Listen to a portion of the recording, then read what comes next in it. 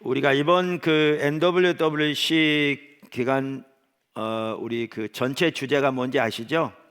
교회의 선교적 정체성과 역할이에요. 이제 포도나무 교회 그리고 새물교회 선교회에서 우리가 양육 프로그램에 이렇게 돼 있어요. 여러분 잘 아시겠지만, 그래서 거기에 보시면 이제 기초훈련, 기본훈련, 그 다음에 선교적 삶 이렇게 돼 있거든요. 그래서 각 단계마다 좌측에 하나씩 있는 게 그 단계의 가장 기본적인 훈련이에요. 그래서 우리의 위대한 구원, 우리의 구원에 대한 분명한 이해, 하나님께서 예수님의 십자가 부활을 통해 어떤 일을 하셨고, 또 우리가 어떻게 구원을 받고, 또 구원이 의미하는 바는 무엇이고 등등 다양한 부분들을 다루고 있죠. 그래서 왜 이 부분을 다뤘냐 하면, 이제 우리 신앙의 가장 기본적이라고 할 수 있는 게 십자가 복음의 삶인데, 어떤 성도들은 그 부분을 잘 이해를 못하는 분들이 있더라고요. 왜냐하면 그 책이 기초하고 있는 성경에 대한 기본적인 이해가 없으니까 이해를 못하더라고요. 그래서 이제 고민하다가 우리 ROTC 학군단 거의 전국 대학에 세워서 선교적으로 섬기고 있잖아요. 그래서 그 교재를 만들면서 우리의 위대한 구원, 하나님을 아는 것의 자라남, 그 다음에 하나님과 동행하는 삶을 이렇게 쓰게 됐어요. 우리 신앙의 가장 기본적인 부분을 상세하게 기록했다고 볼 수 있죠. 그래서 우리의 그게 기초 훈련이고요. 그 다음에 이제 기본 훈련은 십자가 복음의 삶이에요. 그러니까 이제 중요한 거는 저 삶을 실제로 사는 게 중요하죠. 근데 그 제 주변에도 그렇고, 우리 내가 섬기는 포도나무 교회에서 그렇고, 또 주변의 많은 곳에서도 십자가 복음 저 책이 자기 인생을 근본적으로 바꿔놓았다라고 하는 분이 많이 만났어요. 그러니까 하나님께서 이렇게 많이 일하고 계신 게 분명하고요. 그러니까 성경에 말하는 십자가의 복음의 삶을 우리가 어떻게 살 것인가라는 것을 이제 상세하게 설명해 놓은 책이에요. 그래서 우리 여러분 모두가 당연히 저 삶을 살아야 되고요, 무장되고, 그거와 아울러서 이제 예배라든가 기도라든가 관계, 또한 전도, 말씀 묵상, 성령의 인도를 따르는 삶, 또 하나님을 경험하는 삶을 통해서 어떻게 내 주변에서 일하고 계신 하나님과 동행하는 삶을 배워갈 것인지 등을 훈련받는 게 매우 중요하죠. 그 중에서 이제 가장 기본이 십자가 복음의 삶이에요. 그리고 이제 그걸 토대로 이제 우리 모두는 선교적 삶을 살아야 되는 거죠. 그래서 그 가장 기본이 이제 6권으로 된 선교적 교회라는 책이에요. 이번에 이렇게 하나님께서 인도하셔서 이제 한 2년 남짓에 걸쳐서 이 책 6권이 완성됐거든요. 그래서 이제 여러분 모두는, 그래서 이제 포도나무 교회 같은 경우에는 처음 누가 이렇게 그 등록 신청서를 내면 최소한 우리의 위대한 구원 십자가의 복음 선교적 교회는 그 과정을 모두 배우고 그 삶을 살기를 적극적으로 동의하고 추구하는 분에게만 정식 성도, 그러니까 지체로 받아들이기로 했어요. 물론 예배는 아무 때나 참석할 수 있고, 뭐 우리 오이코 소그룹에도 다 참석할 수 있고 하지만, 정식 교인이 되는 거는 또 있는 성도들은 당연히 다 그렇게 해야 되고요. 그래서 내가 보기에 하나님께서 지금 우리를 그 자리로 매우 강하게 인도하고 계시고, 그게 이 시대에 절실하게 필요한 부분이죠. 그러면서 이제 선교적 교회를 우리가 모두가 배워가야 하는데, 그 선교적 교회가 아까 6권으로 쓰여졌다고 그랬잖아요. 그러면서 이번 주제는 그 중에 두 번째 책에 나오는 내용들을, 그 핵심을 살펴보고 있어요. 참고로 다음 주에 아동부 NWWC가 있고요. 그 다음에 그 다음 주부터 이어서 바로 2주 동안 십자가 복음학교가 있어요. 장년부지만 청년부도 같이 올 수 있거든요. 청장년부라서 여러분 중에 십자가 복음학교 혹시 안 오신 분들은 이번에 오시면 또 많은 분들이 그 시간을 통해서 정말 귀한 하나님의 은혜를 경험하고 있거든요. 그래서 여러분도 오시면 매우 좋은 시간이 될 것 같아요. 그래서 그렇게 되었으면 좋겠다 싶고요.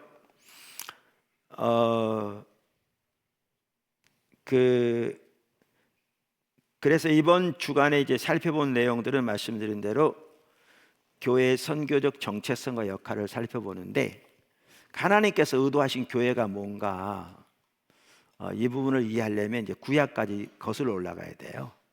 왜냐하면 신약의 교회는 구약의 이스라엘 백성들의 정체성과 역할을 그대로 이어봤거든요. 물론 신약과 구약은 이제 다른 것도 있어요. 왜냐하면 구약과 신약 사이에 근본적인 핵심적인 세 가지 일이 일어나잖아요. 하나는 구약에서부터 예언된 하나님의 나라가 예수님과 함께 이 땅에 임하죠. 어마어마한 사건이죠. 또 하나님의 아들이신 예수님이 오셔서 예수님 십자가 부활을 통해 하나님의 구속을 성취하시죠. 우리를 위해서, 모든 창조 세계를 위해서. 그리고 구약 때부터 약속되어 있는 말세의 성령이 부어지죠. 어마어마한 일들이거든요. 그러니까 이제 신약의 교회는 구약의 이스라엘 백성들의 정체성과 역할을 그대로 이어봤대. 이 세 가지의 어마어마한 사건을 토대로 이제 그 삶을 사는 거예요. 그게 신약의 교회죠. 그래서 이제 신구약에 나오는 하나님 의도하신 교회가 뭐고, 또 어떻게 우리가 하나님의 선교를 감당해야 될 것인가를 이렇게 보기 위해서 그 교회의 정체성, 역할을 살펴보는 게 이제 2권에서 다루고 있고요. 이번 NWWC의 주제입니다. 다 들으셨겠지만, 오늘은 이 책의 그 4장에 나오는 신명기 4장 5절에서 8절을 토대로 매력적인 반문화 대한사회로서의 교회를 이 시간에 살펴보려고 합니다. 매력적인 반문화 대한사회로서의 교회.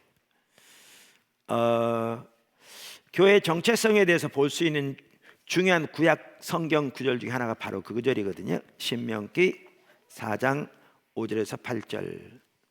그러니까 신명기는 이스라엘 백성들이 가나안 땅에 들어가기 직전에 모세가 그들의 선교적 소명을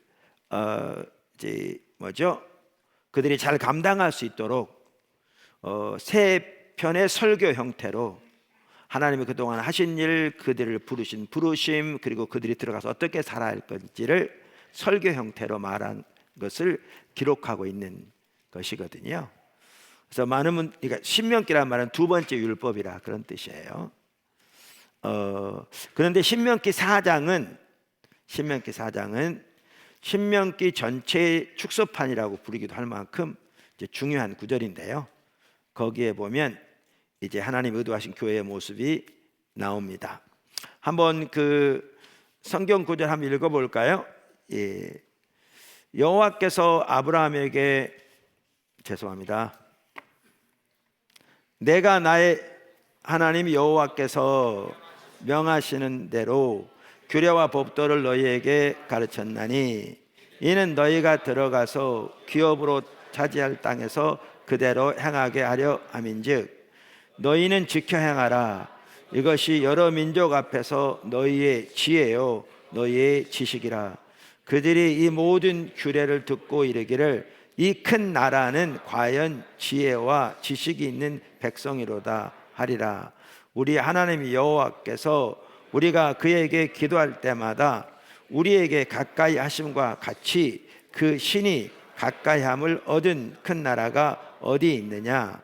오늘 내가 너희에게 선포하는 이 율법과 같이 그 규례와 법도와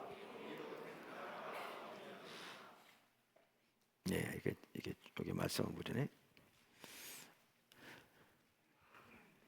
우리가 잘 알다시피 이스라엘 백성들이 들어가는 가나안 땅은 다양한 종교와 우상을 섬기는 나라들이 있는 땅이었습니다. 그러니까 우리가 오늘날 살고 있는 다원주의 시대와 비슷한데요. 사실 오늘날은 그때보다 훨씬 더 심각합니다. 그래서 그 가나안 땅으로 들어가는 이스라엘 백성들을 향해 신명기 4장의 하나님은 그들이 우상 숭배를 철저하게 배제할 것과 율법을 따라 살 것을 강력하게 권면하십니다. 우리가 잘 아는 대로 하나님의 율법은 우리를 억압하고 우리를 소위 말하면 압제하기 위한 것이 아니고요. 율법은 하나님 아버지의 사랑의 마음에서 나온 것으로 하나님의 백성들이 하나님께서 창조 때부터 의도하신 그 풍성한 삶과 새 창조에 회복될 그 삶으로 우리가 나아갈 수 있도록 우리를 돕기 위한 겁니다. 율법은. 할렐루야. 그러면서 신명기 4장이 말하는 선교적 교회의 모습은 한마디로 말하면 매력적인 반문화 대한사회입니다. 뭐라고요? 매력적인 반문화 대한사회. 자, 그래서 그 부분이 오늘 내가 맡은 부분입니다. 네. 매력적인 반문화 대한사회. 할렐루야. 지난 NWWC에 우리 온 분들 한번 손 들어볼래요? 아니, 안 온 분들 죄송합니다. 안 온 분들. 적지 않네요. 네. 왜냐하면 이게 지금 지난번하고 이어서 계속 되어지고 있는 거잖아요. 네, 그래서 하여튼 환영합니다. 네. 이번에 그 강사들하고 같이 식사하면서 청년 NWT 어떻게 했냐고 그랬더니 첫 시간부터 하나님이 강력하게 압도하셨다고. 중고등부가 또 다르다고. 그래서 하나님께 참 놀랍게 함께 하시나 보다. 그래서 참 감사하는 마음으로 섰어요. 찬양씨 참 함께 하시고 좋았어요. 네. 근데 설교하려고 섰는데 나는 되게 쉽지 않네요. 네. 내가 준비가 안 된 건가? 네. 하여튼 좀 쉽지 않습니다. 매력적인 반문화 대한사회. 할렐루야. 그래서 큰 첫 번째가 매력적인 반문화 대한사회입니다. 그 아래 작은 첫 번째, 이스라엘 사회의 가시성. 근데 참 이래요. 바로 이제 월요일부터 수요일까지 우리 중고등부가 여기서 동일한 주제로 나눴잖아요. 근데 그때 내 생각이 내가 그런 생각이 들더라고요. 지금 왜 내가 말도 더듬고 이게 잘 안 되고 있어. 중고등부 연합 수련회를 하는데 하루 종일 그냥 찬양하고 말씀 듣고 기도하고 밥 먹고 찬양하고 말씀 듣고 기도하고 밥 먹고 그리고 자고 그것만 하는 수련회. 거기다가 주제가 교회의 선교적 정체성과 역할, 구약부터 갔는데 매력적인 반문화 대한사회 이러니까 이게 너무나 거리가 멀게 느껴질 수 있어요. 오늘날 일반적으로 하는 거하고는. 아까 그 도표 보여드렸죠. 다시 한번 보여주실래요? 지금 포도나무 교회에서 주일 낮 예배 시간에 이제 뭘 가지고 설교하느냐면 저기 이제 선교적 삶을 살려면 그 중에 한 중요한 부분이 영적 리더십이거든요. 그래서 영적 리더십에 있어서 헨리 블랙가비 목사님이라는 분이 쓴 영적 리더십이라는 책이 아주 뛰어난 책이에요. 그리고 우리가 선교적 삶을 사는데 아주 중요한 부분들을 담고 있어요. 그리고 하나님께서 이렇게 인도에 가시면서 실제 성도들의 삶 속에 하나님 많이 일하고 계시거든요. 그래서 나에게 직접 다양한 통로를 통해서 하나님이 정말 이 시리즈 가운데 자기 삶 속에 일하고 계신다. 또 직장에서, 회사에서, 또 사업장에서 이번 주 설교 말씀하신 내용이 그대로 일어나고 있는 일들, 이런 일들이 많이 피드백이 되거든요.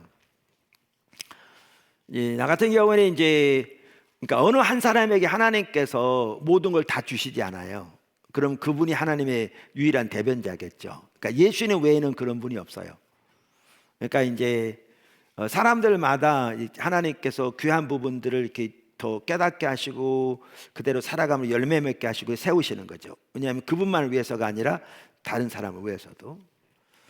그럼 목사는 하나님께서 자기에게 깨닫게 하신 것만 성도들에게 무장시키면 성도들은 영양실조 걸릴 거거든요. 그리고 하나님께서 하신 그 일들을 다 담지 못하겠죠. 왜냐하면 어느 누구도 하나님의 모든 길들을 그 한 사람에게 다 깨닫게 하시고 알리실 수가 없는데, 그리고 그렇게 안 하시는데, 그러니까 이제 나 같은 경우에는 개인적으로 배워가는 걸 저는 부끄럽게 여기지 않아요. 그래서 때로는 책 가지고 이렇게 같이 배워가게 돼요. 물론 이제 거기다가 추가할 부분들, 또 그동안 목회하면서 이렇게 경험한 하나님의 역사들 이런 부분 같이 나누기도 하죠. 그 지난 주일 말고 그 전주에 그래서 설교를 하고 내려갔는데 2부 예배 마치고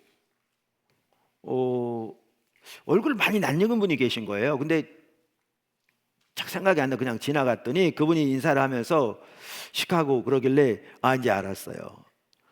그분이 시카고에서 한인 침례교회를 목회하는 목사님인데 그 지역의 한인 교회들의 리더시거든요. 또 시카고 지역의 많은 초교파 한인 교회들 연합체에서도 매우 이렇게 활동하고 계시고, 근데 그분이 이제 한국 방문하신 길에 포도나무 교회를 방문하셨는데 1부 예배 중간부터 오셨더라고요. 그래서 1부 예배 다 마치고 2부 예배 전체를 예배드리고, 그리고 이제 2부 예배 끝나고 같이 기도 사역 일부 앞에 나오면 들어서 기도해드리고, 그리고 이제 그때까지 계셨던 거예요.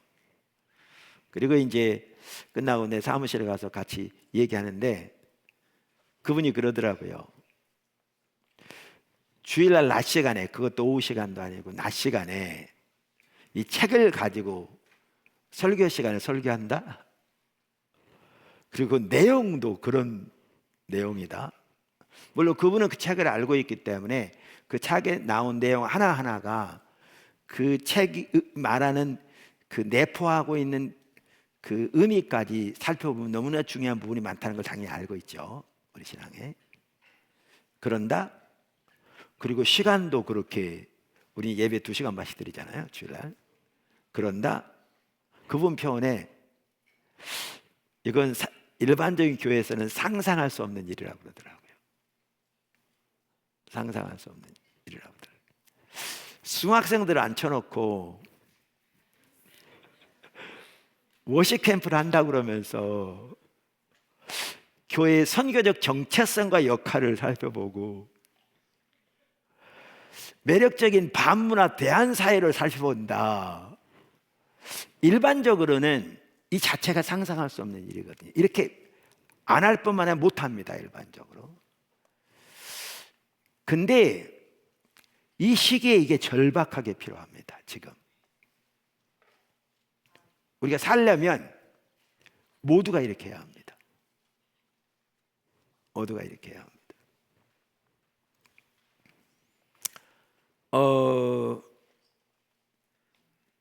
지금 포도나무 교회에서 이제 이렇게 내가 자주 표현하는데, 우리 모두는 죄송합니다.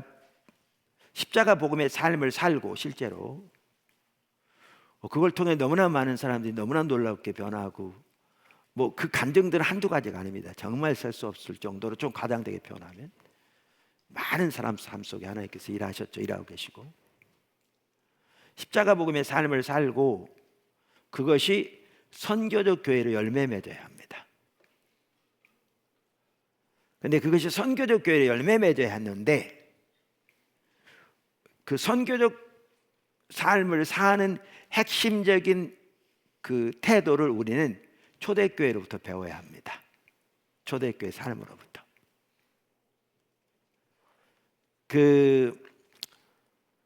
이제 이 내용은 6권에 나오는 내용인데, 내가 책을 5권까지 이제 완성을 했어요. 24년 안식월 기간 동안에. 그래서 6권은 이제 선교적 삶을 사는 자세를 살펴보려고 원래 계획하고 있었어요. 그러니까 일권에서부터 그 내용이 머리만에 나오죠. 이렇게 하려고 한다고. 근데 이제 많은 부분이 이미 여러 책들 앞에 나온 5권까지 내용에 이렇게 들어 있었기 때문에 어떻게 해야 되나. 근데 또 다루지 못한 중요한 부분도 일부 있는데 고민하고 있었어요. 그래서 좀 마음을 느긋하게 먹고 이제 5권까지는 완성되었으니까 좀 여유를 가지고 다음으로 나가야 되나 이제 그렇게 생각하고 있을 때 나는 성령께서 분명하게 인도하셨다고 말할 수 있는데 그 전에 사놨는데 아직 보지 못한 그 책이 2023년에 미국에 처음 나왔고요. 그 책이 중요하다고 생각했는지 한국에도 바로 동일한 해 2023년에 번역 출판됐고요. 우리나라의 총신대에서 교수로 섬겼던 귀한 교수님이 나한테 지금 은퇴하셨는데 소개해 준 책이거든요. 그래서 그 책을 가지고 있었는데 보게 되었어요. 근데 그걸 보면서 하나님이 우리를 어디로 인도하신지가 명확하게 보이더라고요. 명확하게. 그러니까 미국만 하더라도 이제 유권에 보면 또 이미 우리가 지난 컨퍼런스에서 전국 컨퍼런스에서 나눠서 여러분 중에 전 컨퍼런스 참석한 분은 들었겠지만 미국만 하더라도 지난 25년 동안에 무려 4천만 명의 교회를 떠났습니다. 그러니까 이 교회에서 이 교회를 저 교회로 옮긴 게 아니고요. 4천만 명이 아예 교회를 떠났습니다. 지난 25년 동안에. 근데 그 4천만 명은 미국 전체 인구의 15%입니다. 근데 더 이렇게 심각한 사실은 거기 도표가 나오는데 1900년부터 저기 25년 단위로 나오는 거잖아요. 도표가 이렇게 돼 있습니다. 그러니까 지금 수그러들 기미가 보이지 않습니다. 더 나아가서 이제 그러면서 이제 다양한 그와 관련된 책들을 더 하나님 보게 하셨는데 숫자만 줄은 게 아니고요. 조금 이따 나누겠지만 이러면 미국만 하더라도 사회가 그들이 생각하는 사조가 이전보다 비교도 안 될 만큼 완전히 세속적으로 바뀌었습니다. 그리고 저렇게 떠나는 주된 인물들 중에 차지하는 사람들이 젊은이들입니다. 젊은이들입니다. 이게 미국 얘기인데 우리 한국은 이제 미국의 영향을 매우 여러 가지 면에서 받거든요. 곧바로 그 뒤에 따라가거든요. 지금 한국이 사실 똑같습니다. 그래서 서구 유럽은 오래전에 그렇게 되었고요. 미국에서도 이제 공공연히 교계 지도자들이 하는 말이 미국이 탈기독교 시대, 그러니까 신이교 사회에 접어들었다. 다시 말하면 로마 황제 콘스탄틴이 313년에 기독교를 로마의 합법적인 종교로 인정했죠. 국교가 아니고 그건 그 나중이고요. 그 전에는 불법적인 종교라 국가에 해를 끼치는 미신을 믿는 사교 집단으로 이해됐거든요. 그래서 많은 핍박과 어려움 당했죠. 그런데 그 서기 313년에 초대교회가 처해 있던 그 상황과 비슷한 상황으로 접어들었다고 말할 만큼 그렇게 됐거든요.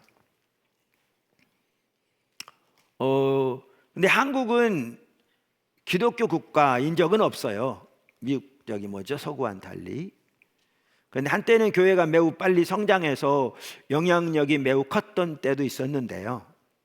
지금의 영향력이 전혀 없는 건 아닌데 그 영향력은 갈수록 미미할 뿐만 아니라 여러분 잘 아시겠지만 우리는 정말 탈기독교 시대에 접어들었다고 해도 과언이 전혀 아닐 만큼 그렇게 되어버렸거든요. 그리고 교회를 떠난 수만 하더라도 코로나 지나면서 더 급속도로 확대되어서 우리가 그런 상황에 있거든요. 우리가 그런 상황이 있어요.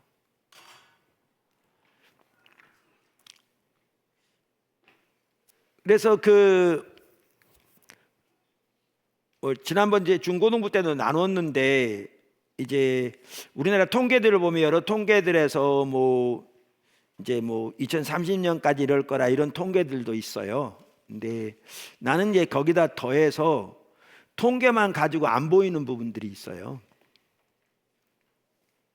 그게 뭐냐 하면, 지금 교회에 남아있는 사람들만 하더라도 문제가 심각한 거죠. 특별히 다음 세대들, 여러분 또 여러분 뒤에 오는 세대들. 이제 가끔 얘기를 하는데, 우리 교회는 이제 부목사님들 휴가를 1년에 일주일씩 교회에서 드리는데 주일을 끼워서 드려요. 뭐냐면 이제 주일날 와야 되면 설교해야 되니까 휴가가 휴가답지 않다는 거예요. 설교도 해야 되니까. 그래서 일리가 있는 얘기다.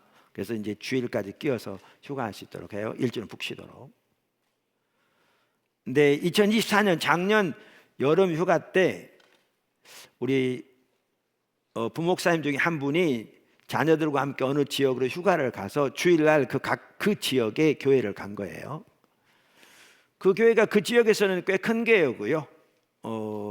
잘 알려진 교회고, 이렇게 부유층들이 많이 오는 것 같더라고요. 주차장에 가보면 정말 좋은 차들이 질비하게 있는 그런 교회거든요. 근데 주일날 다녀와서 그 목사님의 둘째가 초등학교 6학년인데 그러더래요. 아빠한테, 아빠 애들이 이상해. 왜 예배를 안 드려? 그러더래요. 그러니까 어른 예배는 괜찮던데 나름대로. 그 얘기는 뭐냐 하면, 아이들이 교회는 오는데 예배 시간에 집중 안 하고, 많은 아이들이 어떤 아이들은 그 시간에 동영상을 보기도 하고 얘기하고 그런다는 거죠. 우리 아들이 셋이고 나는 셋 다 결혼해서 손주가 6인데, 우리 큰아들이 미시간에 살아요. 미주 현대법인 직원이거든요. 여름에 이렇게 모처럼 가족들이 다 방문했어요. 이제 큰 딸이 이제 이번 9월에 중학생이 되는데 지금 초등학교 6학년이죠. 그 아이가 한 달이 있으면서 첫 주는 포도나무교회에서 주일 지냈고, 나머지 기간은 이제 외가가 있는 도시에서 교회를 갔어요. 그 아이가 마치고 돌아가면서 엄마한테 그러더래요. 포도나무교회에서 예배를 드리던 기간하고, 지금 내가 이 얘기하는 거는 별 쓸데없는 얘기네요, 그죠? 네, 비교하려고 하는 얘기가 아니에요. 네, 전혀. 근데 이 아이들에도 보인 거죠. 그게 뭐냐 하면, 여기 왔을 때에 그때 다른 때는 안 그랬는데 이상한 게 아니고, 그때 모처럼 그 교육관이 공사를 하는 바람에 선교센터, 여기 삼육교회 선교회 본관 지하 대예배당에서 유치부터 유년부 초등부가 연합으로 예배를 드린 거예요. 걔가 오는 주간에. 근데 걔가 돌아가면서 한 얘기가 그 얘기예요. 포도나무 교회에서 예배를 드릴 때는 아이들이 다 예배에 집중하던데, 그 뒤로 이제 예배에 방문한 곳에서는 예배를 잘 안 드리더라는 거죠. 아이들이 아까 말한 대로 이렇게. 나는 가끔 이렇게 얘기하거든요. 요즘 아이들이 적지 않은 경우에 주일 학생금 하더라도 말씀을 잘 들으려고 하지 않고, 그러니까 많은 경우에 설교는 주로 예화 중심이고 분반 공부도 프로그램 위주에, 때로는 놀이도 많이 섞어서 하는 경우가 많아요. 그럼 이건 뭐와 같냐면 아이가 영양실조 걸려서 밥은 먹긴 싫어하고 사탕을 좋아하니까 영양실조 걸린 애에게 사탕이나 주는 경우와 마찬가지거든요. 이건 그 아이 죽이는 일이거든요. 근데 이런 일들이 지금 교회에서 일어나고 있어요. 그러니까 지금 몇 명 모인다, 이게 중요한 게 아니고요. 그 내부를 보면 더 너무너무 심각해요. 자, 이런 상황에서 그러면 하나님께서 우리를 강력하게 선교적 교회로 인도하고 계신데 철저하게 십자가 복음의 삶을 살며 그것이 선교적 삶으로 열매 맺는 대로 우리 모두가 나가되 우리는 그 삶을 초대교회가 살았던 삶에서 배우는, 그리고 초대교회가 살았던 삶의 핵심은 산상수훈이었거든요. 산상수훈의 삶. 실제로 그들은 그 삶을 살기를 추구하고 살았어요. 그래서 그리로 나가야 돼요. 그래서 이러한 현실을 우리가 본다면 우리가 지금 중학생들을 앉혀놓고 이런 설교를 한다, 대학 청년부를 앉혀놓고 이런 설교를 한다, 이게 이상한 게 아니고요, 절박한 일이고요. 정말 우리가 어려서부터, 이제 다음 주 우리 아동부인데 두고 보십시오. 아동부도 공과도 이미 만들었잖아요. 그래서 같은 내용인데 그들의 언어로 쉽게 했을 뿐이에요. 아마 모르게 몰라도 관심 있는 분은 다음 주에 한번 와보세요. 하나님 강력하게 일하실 거예요. 그래서 우리가 그렇게 지금 나가야 한다라는 것을 말씀드리고 싶어요. 할렐루야. 자, 그럼 첫 번째, 매력적인 반문화 대한 사회. 이제 작은 첫 번째, 이스라엘의 가시성. 하나님의 백성을 향한 하나님의 의도 중 하나는 하나님의 백성을 열방들 앞에서 드러내시는 것입니다. 다시 말하면 하나님의 백성의 가시성입니다. 우리가 출애굽기 19장 3절에서 6절을 토대로 해서 하나님의 백성을 하나님이 전시 백성으로 만드셨다고 살펴봤잖아요. 그죠? 전시 백성이란 말은 쇼 윈도우 백성이란 얘기예요. 여러분들이 예를 들면 어떤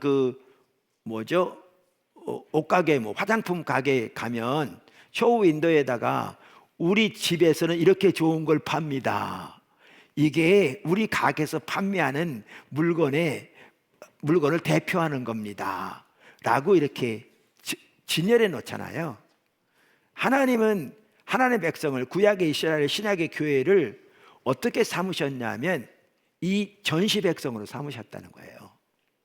전 세계에다가 교회를 하나님의 백성으로서 하나님과 동행하는 삶을 사는 게 이러한 겁니다 라고 보여주는 전시 백성으로 삼으셨다는 거예요. 그러니까 하나님의 백성의 가시성은 하나님이 의도하신 의도의 한 핵심이에요. 더 나아가 이건 이제 오늘 저녁에도 아마 살펴볼 걸로 생각되는데,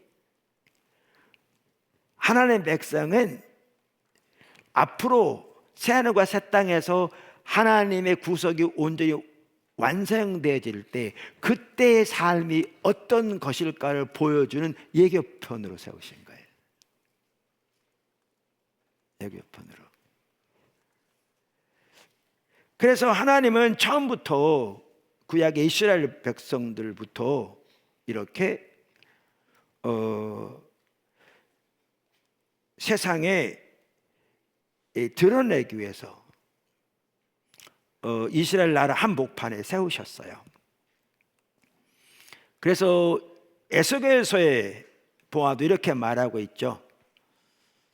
주 여호와께서 이와 같이 이르시되 이것이 곧 예루살렘이라. 내가 그를 이방인 가운데 두어 나라들이 둘러있게 하였거늘. 이게 하나님의 의도거든요. 그러면서 마이클 고인 같은 학자도 이렇게 말해요. 이스라엘은 빛과 같이 빛나도록 이방 나라들 한복판에 있었다. 에스겔이 수세기 후에 말한 것처럼 지금 읽었던 구절입니다. 이스라엘은 열방의 교차로와 전 세계 중심에 놓였고 열방이 잘 알아볼 수 있는 전시 백성이 되었다. 이스라엘은 그 당시 세계에 끊임없는 감시 아래 살고 있다는 걸 알았다. 이스라엘은 주변 민족들의 눈앞에서 언제나 하나님의 영광이 가장 중요한 것임을 의식하면서 살아가는 삶으로 자신의 역사를 만들어 나갔다. 이스라엘의 공동체적 삶이 보여주는 메시지는 이것이 바로 역사가 향해 가는 곳이다. 와서 우리 함께 하자가 되어야 했다. 그러므로 이스라엘의 가시성은 그들의 신학적 정체성과 역할, 즉 열방 가운데 하나님의 제사장인 그것의 일부였다. 자, 그래서 신명기 4장에서도 그것을 볼 수 있는데요.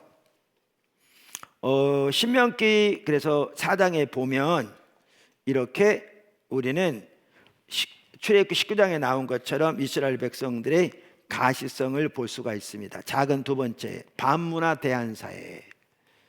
그러면 하나님이 이스라엘 백성들이 어떤 백성들이 되기를 원하셨는가? 아까 반문화 대한사회.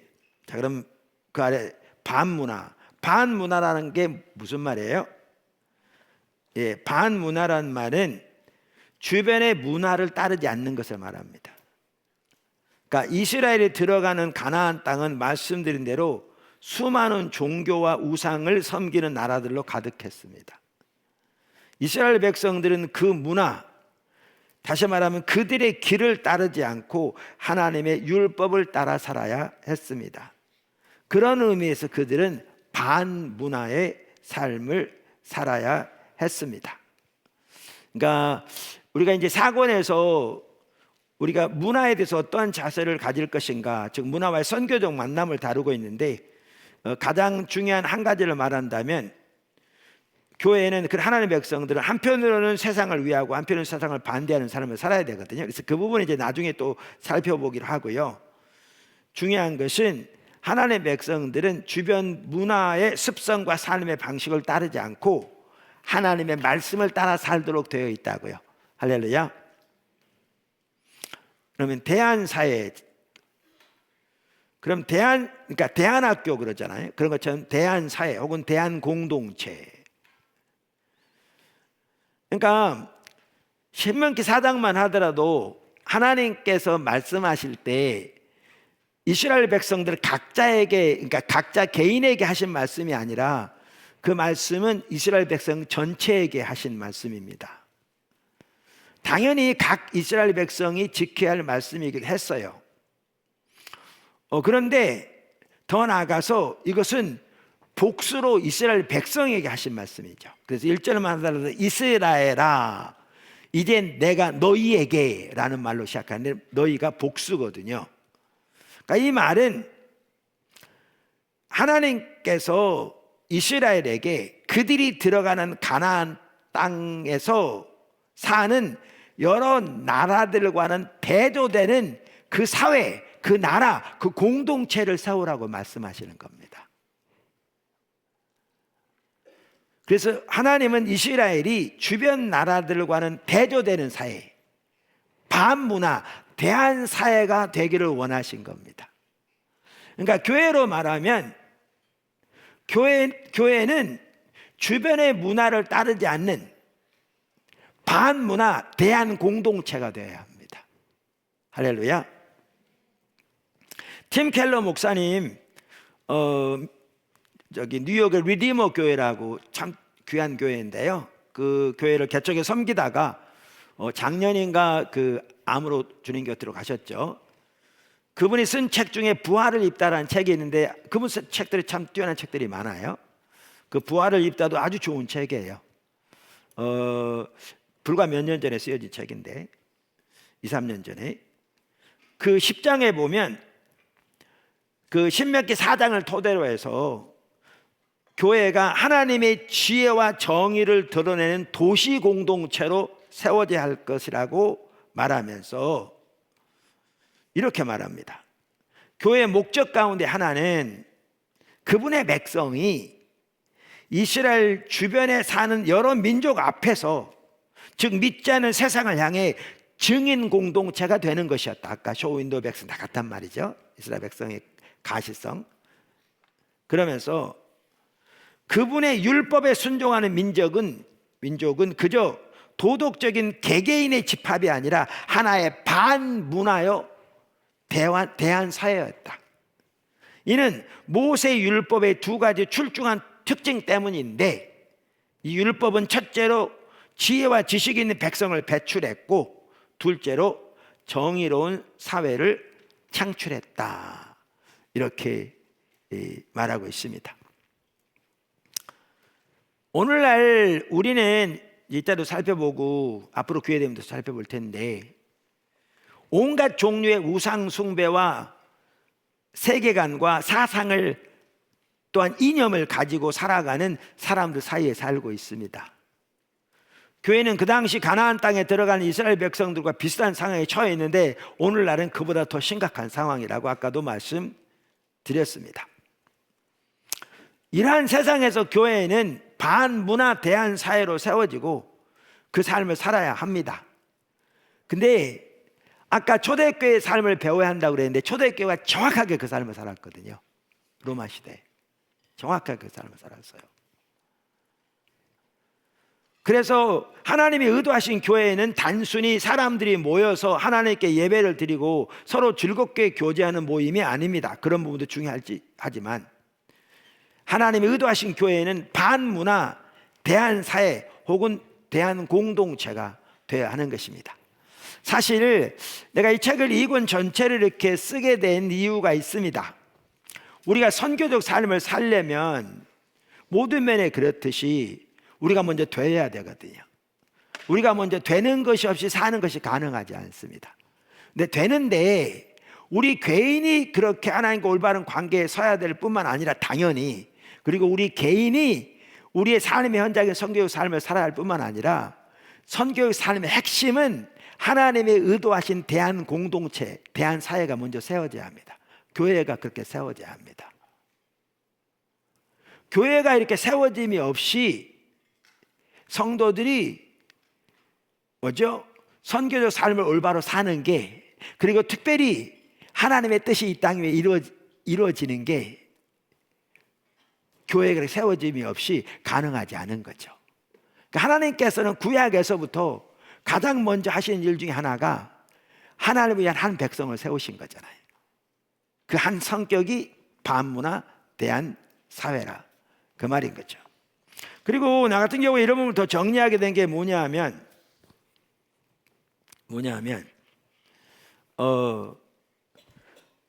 그러니까 성경이 말하는 하나님의 의도하신 교회가 무엇인지를 먼저 알아야 우리가 어떤 상태에 있는지를 알고, 더 나아가 그걸 알아야 우리가 어떻게 어디로 나가야 될지를 알게 될 것이거든요.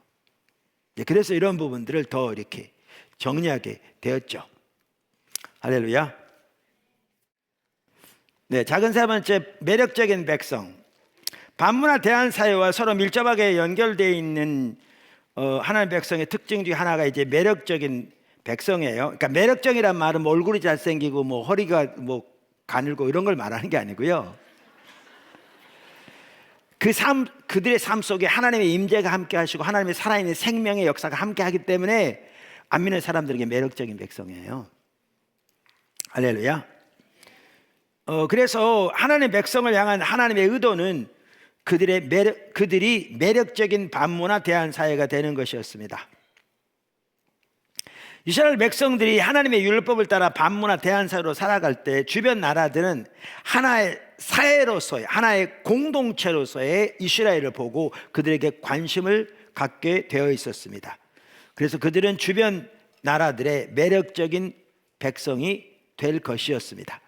근데 여기 신명기 4장에 보면 이스라엘 백성이 주변 나라들로부터 주목을 받게 될 요소를 크게 두 가지 제시하고 있잖아요. 하나는 이스라엘 국가의 위대성입니다. 그러니까 두 가지를 말하면 그게 이스라엘 국가의 위대성이기도 하죠. 그 중에 하나는 뭐냐? 야훼 하나님이 그분의 백성인 이스라엘에게 가까이 계시다는 사실입니다. 7절에 나오죠. 그리고 또 다른 하나는 토라, 즉 율법에 의해 기초하고 있습니다. 즉 이스라엘은 다른 나라와 견줄 수 없는 하나님과의 친밀함 및 사회 정의의 특성을 지니도록 의도되었습니다. 그래서 주변 나라들은 하나님이 이스라엘과 함께 하시는 것으로 인하여 놀라게 될 것입니다. 사실 저는 이런 부분들을 볼 수 있는, 이제 성경에 이게 반복적으로 나와요. 구약에도 보면. 한 예를 들면 스가랴 8장인데요. 예를 들면 8장 20절부터 23절에 이렇게 말하죠. 만군의 여호와가 이와 같이 말하노라. 다시 여러 백성과 많은 성읍의 주민이 올 것이라. 이 성읍 주민이 저 성읍에 가서 이르기를 우리가 속히 가서 만군의 여호와를 찾고 여호와께 은혜를 구하자 하면 나도 가겠노라 하겠으며, 많은 백성과 강대한 나라들이 예루살렘으로 와서 만군의 여호와를 찾고 여호와께 은혜를 구하리라. 만군의 여호와가 이와 같이 말하노라. 그날에는 말이 다른 이방 백성 10명이 유다 사람 하나의 옷자락을 잡을 것이라. 잡고 말하기를 하나님이 너희와 함께 하심을 들었나니 우리가 너희와 함께 가려 하리라 하시니라. 하나님이 예루살렘 성전에 임재하시고 또 예루살렘 전체 이스라엘 백성 가운데 통치하시며 운행하시면서 그들이 기도할 때 응답하시고 그들과 함께 하신 것을 이방 나라들이 볼 뿐만 아니라 이게 성전이 세워진 목적 중에 하나거든요. 솔로몬이 성전을 세워놓고 하나님께 봉헌하는 기도 내용 중에 그게 나와요. 이걸 보고 말이 다른 이방 나라 사람들이 와서 5명이 한 사람의 유대 사람을 붙잡고 말하기를 우리도 하나님이 함께 하심을 들었나니 우리도 당신과 함께 가겠다. 이게 하나님께서 이스라엘에게 의도하신 의도거든요. 이게 구약시대의 경우 온전히 성취 안 되는 부분도 있어요. 분명히 오히려 이스라엘 역사를 보면 반대의 경우가 많은 거죠. 이방 나라에 흩어져서 압제를 당하는. 사실 예수님 당시만 하더라도 아직 로마의 압제 가운데 있었잖아요.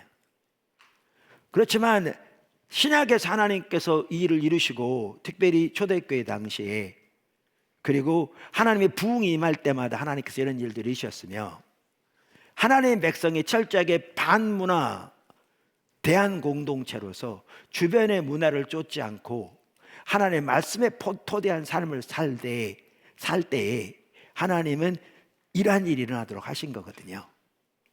그래서 교회에서만 하더라도 아까도 말한 대로 부흥이 임할 때마다 이런 일이 있었고요.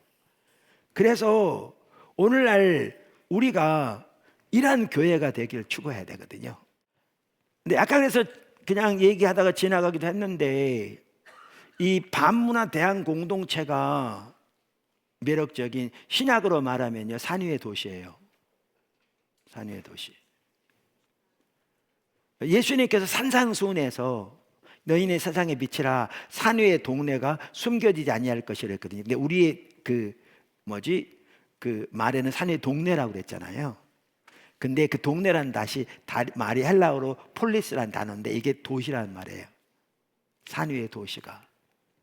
그러니까 신약의 교회는 정확하게 하나님이 의도하신 게 산 위의 도시로 의도하셨고요. 다시 말하면 신명기 4장이 말하는 것과 같이, 그러니까 구약의 예를 들면 우리가 출애굽 12장부터 죄송합니다. 창세기 12장부터 출애굽기 19장, 그 다음에 신명기 4장 이렇게 쭉 연결되듯이 신약의 교회가 정확하게 매력적인 반문화 대한 사회로 하나님이 세워지기 원하신 그 빛이 숨겨지지 않을. 일단 나누려고 그랬는데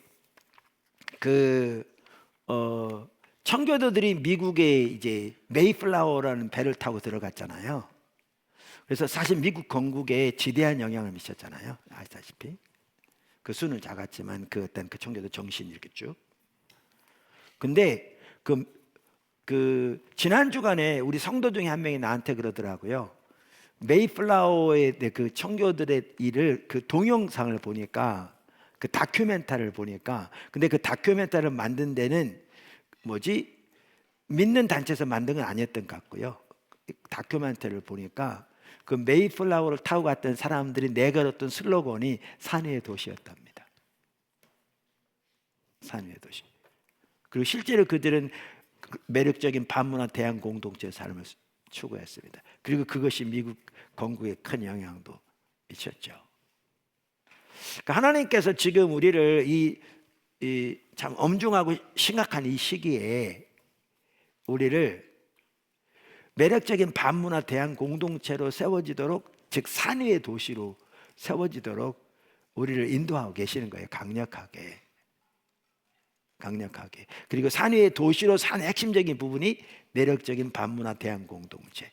근데 매력적인 반문화 대한 공동체가 되려면 주변 문화와는 근본적으로 구별된 우상 숭배를 버려야 되고 철저하게 말씀을 토대한 삶을 사는 거죠. 근데 우리는 그 삶의 핵심적인 자세를 이 시대는 어느 때보다 우리가 그렇게 살아야 될 수밖에 없도록 지금 한편은 환경이 우리를 이끌어가는 건데, 거기에 하나님의 역사도 있다고 생각하는데, 그게 초대교회가 살았던 그 삶을 통해서 초대교회는 정확하게 이 삶을 살기 추구했고요. 그래서 그들은 산상수훈이 그들의 삶의 가장 핵심적인 기준이었다고요. 그래서 포도나무 교회 같은 경우에도 우리 아동부터 어른까지 산상수훈을 다 외우자, 지금 그렇게 시도하고 외워가고 있거든요.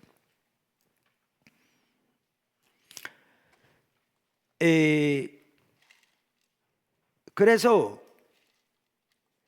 그 하나님께서 이스라엘 백성들 가운데 거하시며 그들 안에서 그들을 통해서 하나님만 하시는 일들을, 놀라운 일들을 행하시는 것을 주변 나라로 하여금 보고, 그래서 그들이 하나님이 하나님 되심을 알고 하나님께로 나오게, 그래서 그들도 복으롭게 하신 것이 하나님께서 의도하신 것이었습니다. 그리고 주변 나라들은 토라의 사회적, 경제적, 법적, 정치적, 종교적 측면에 대해 놀라게 될 것이었습니다. 그들은 이스라엘이 큰 나라여 지혜와 지식이 있는 백성이라는 결론에 도달하게 될 것입니다. 그 결과 이스라엘은 주변 사람들을 그들 자신에게로, 그리고 그들이 하나님에게로 이끄는 나라가 될 것입니다.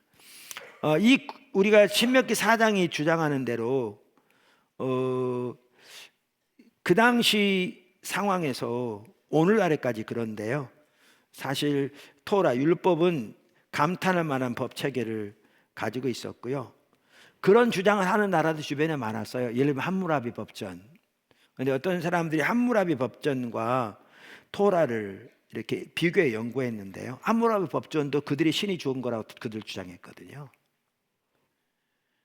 그랬는데 그 둘을 비교해 볼 때에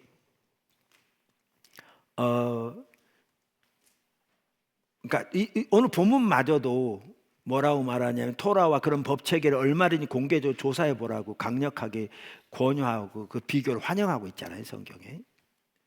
그렇게 연구한 사람들이 결론적으로 율법이 지혜와 정의 면에서도 훨씬 더 우월하다는 사실을 이렇게 알게 되었다고 말하는 학자들도 있습니다. 그래서 많은 학자들이 이스라엘의 사회적, 법적 제도의 전반적인 인도주의적 정신과 정의를 고대 법전들과 꼼꼼히 비교 분석한 결과 토라의 우월성을 확인할 수 있었다고 말합니다.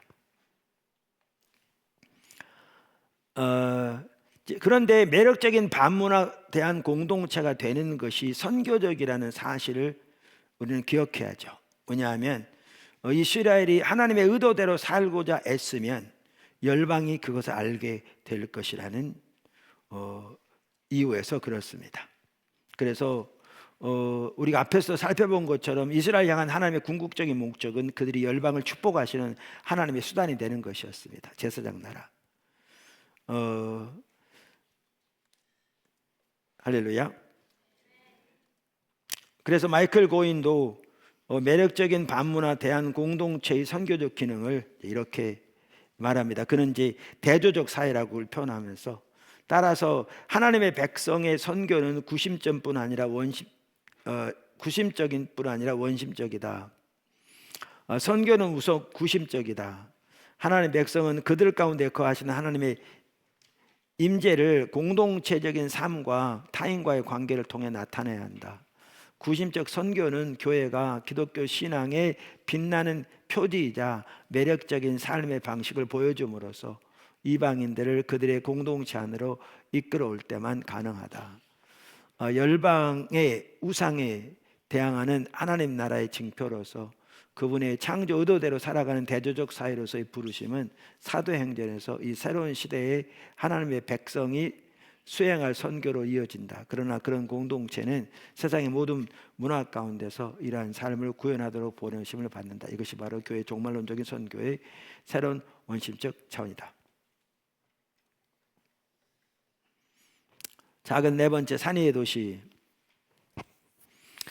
우리는 마태복음 5장에서 이스라엘이 매력적인 반문화 대한사회가 되기를 원하셨던 하나님의 의도가 신약의 교회에 그대로 연결되는 걸 볼 수 있습니다. 아까 말씀드렸는데요. 그래서 5장 14절, 너희는 세상의 빛이라. 산 위에 있는 동네가 숨겨지지 못할 것이에요. 여기 동네란 단어가 도시라고 아까 말씀드렸습니다. 그래서 도시는 그저 개인의 집합이 아니라 사회입니다. 아울러 마태복음 5장의 7장에 나오는 산상수훈은 산 위의 도시로서의 교회를 위한 윤리적 기초를 제공합니다. 그러니까 초대교회가 아까 말씀드린 대로 그대로 살았습니다. 그동안 침체되어 온 한국교회, 코로나19 팬데믹 사태를 겪으면서 더 심각하게 침체되었죠. 그러면서 한국교회는 소수로서 교회에 전혀 호의적이지 않은, 심지어 적대적인 환경 가운데 살아야 할지 모릅니다. 점점 그런 방향으로 가고 있는 것 같습니다. 그러나 실망할 필요는 없습니다. 초대교회는 오늘의 한국교회보다 훨씬 더 열악한 상황에 처해 있었습니다. 이제 한국교회는 그동안 누렸던 특권의식, 힘으로 권력자들과 연합하여 누렸던 특권, 높아진 마음, 세상적인 방법의 목소리들을 통해 원하는 것을 얻어낼 수 있다고 생각하는 모든 교만을 내려놓고 초대교회 같은 삶으로 돌아가야 합니다. 숫자적인 성장에 집착하여 예배를 포함해서 교회의 모든 삶에서 성경적 가치를 무시해온 타락한 삶에서 이제 돌이켜 자신의 정체성에 충실하며 하나님의 말씀을 따라 살기를 기뻐하고 서로 사랑하고 돌보고 세상을 향해서 사랑으로 섬기고 일도 사역 등을 통해 세상을 돌보고 세상을 위하되 세상을 반대하는 삶으로 문화를 구속하기를 추구하고 우리 가운데 복음의 능력이 더 나타나기를 간절히 갈망하면서 하나님께 기도하고 하나님만 의지하는 사람으로 돌이켜야 합니다. 한마디로 말해서 우리가 이 책에 살펴보고 있는 성교육 삶을 살아야 합니다. 초대교회는 사실 그 열악한 가운데서도 그렇게 살아가므로 그들은 정확하게 선교육 삶을 살았더라고요. 영어는 그 당시 없었지만, 그리고 그들은 불과 200년 남짓 동안에 로마 세계 전체를 집어삼킨 거잖아요. 그래서 그러한 일들이 우리나라에도 열방 가운데 있기를 주님의 이름으로 축원합니다. 자, 그러면서 매력적인 반문화 대한 사회를 위한 두 가지 요소가 이 책에 신명기 4장에 나오는데, 하나는 우상 숭배를 철저히 배제할 것과 두 번째는 이제 자녀 교육이 거기 나옵니다.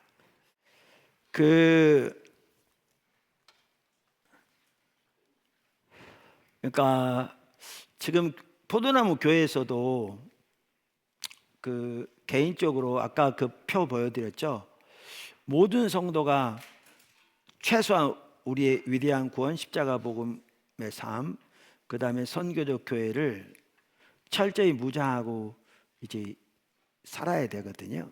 그래서 지금은 이제 선교적 교회 창만하더라도 이제 나왔고, 그동안 뭐 컨퍼런스나 다양한 통로를 통해서 부분적으로 살펴봤지만 우리가 충실히 전체를 이해하지 못하고 있거든요. 그래서 포도나무 교회만 하더라도 올해 그 저녁 시간을 이용해서 주일 저녁부터 다음 주일 저녁까지 일주일씩 해서 6차례에 걸쳐서 선교적 교회를 7부터 6권까지 살펴보려고 하고 있어요. 그래서 여러분도 아까 말한 대로 십자가 복음의 삶 철저히 살고 선교적 교회를 전반적으로 배우고 여러분 그 삶 현장에서 그렇게 살아가기를 이렇게 추구해야 돼요. 이제 하나님께서 강력하게 뒷받침하실 거예요. 꼭 그렇게 하세요. 이제 그걸 집중적으로 배워야 돼요. 그래서 내가 성도들에게 지금 이렇게 초점을 틀어지게 하면 안 돼서 그 이제 다른 얘기를 안 하고 있거든요, 많이. 왜냐하면 이걸 지금 배워가야 되는데 다른 얘기를 해버리면 이걸 제대로 안 배우면 이걸 배운 다음에 다른 거 나올 수 있는데, 그래서 얘기를 안 하고 있는데, 내 개인적으로는 하나님께서 지금 어떤 부분을 집중적으로 이제 더 배우고, 이게 쉽게 말하면 그 배워가게 하시냐면 그 이제 문화에 대한 부분들을 배워가게 하고 계세요. 그러니까 그게 이제 우상 숭배와도 관련돼요. 여기 나오는 우상 숭배하고도 관련돼요. 그러니까 아까 나눈 것처럼 이렇게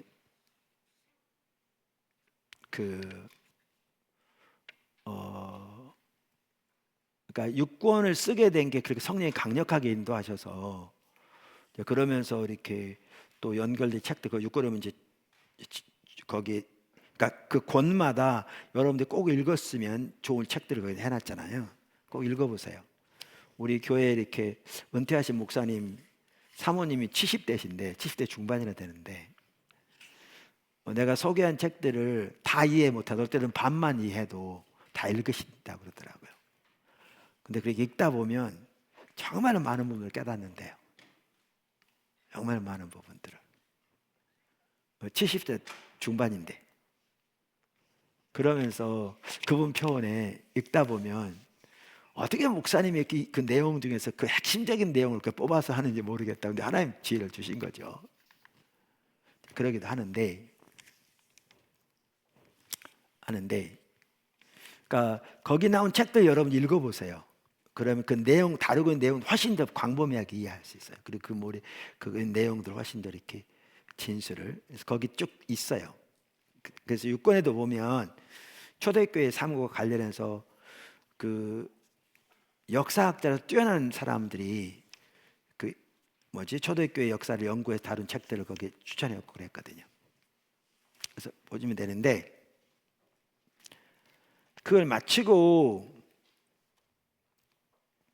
이제 어느 정도 완성이 되었으니까 조금 이렇게 나머지 부분은 내 개인적으로는 좀 여유를 가지고 하려고 하던 차에, 이번에도 하나님께서 나에게는 분명히 성령께서 강력하게 인도하셨다고 나는 고백할 수 있을 만큼 읽게 하신 책이 있어요. 그 책이 종교적 중립성의 신화라는 책인데 되게 어려운 책이에요.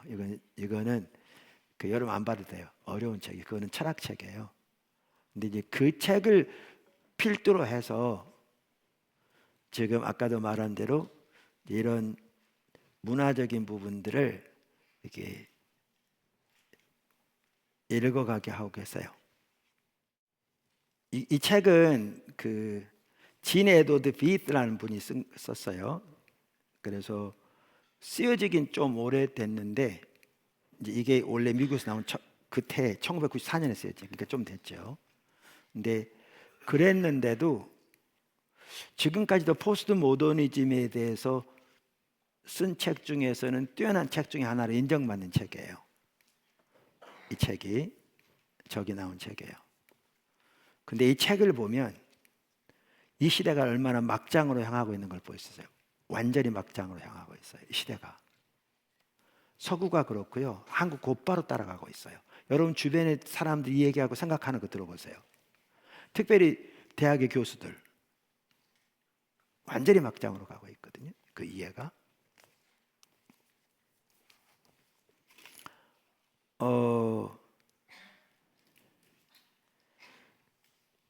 그러면서 이렇게 보게 된 책이 뭐냐 하면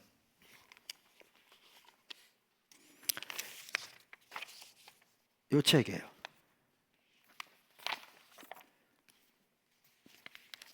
기독교는 어떻게 세상을 변화시키는가, 이 책이거든요.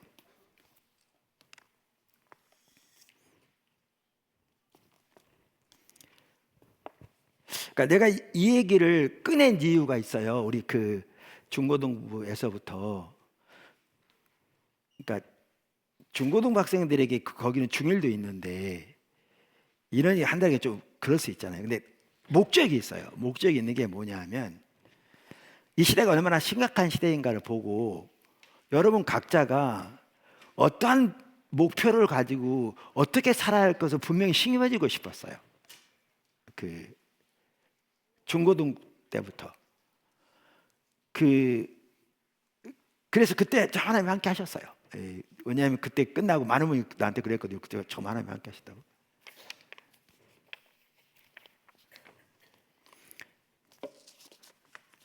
이 책은 사회학자가 쓴 책이에요. 제임스 데이비슨 헌터라고 하는 분이 썼고요. 2010년에 미국에서 나온 책이에요. 나온 책인데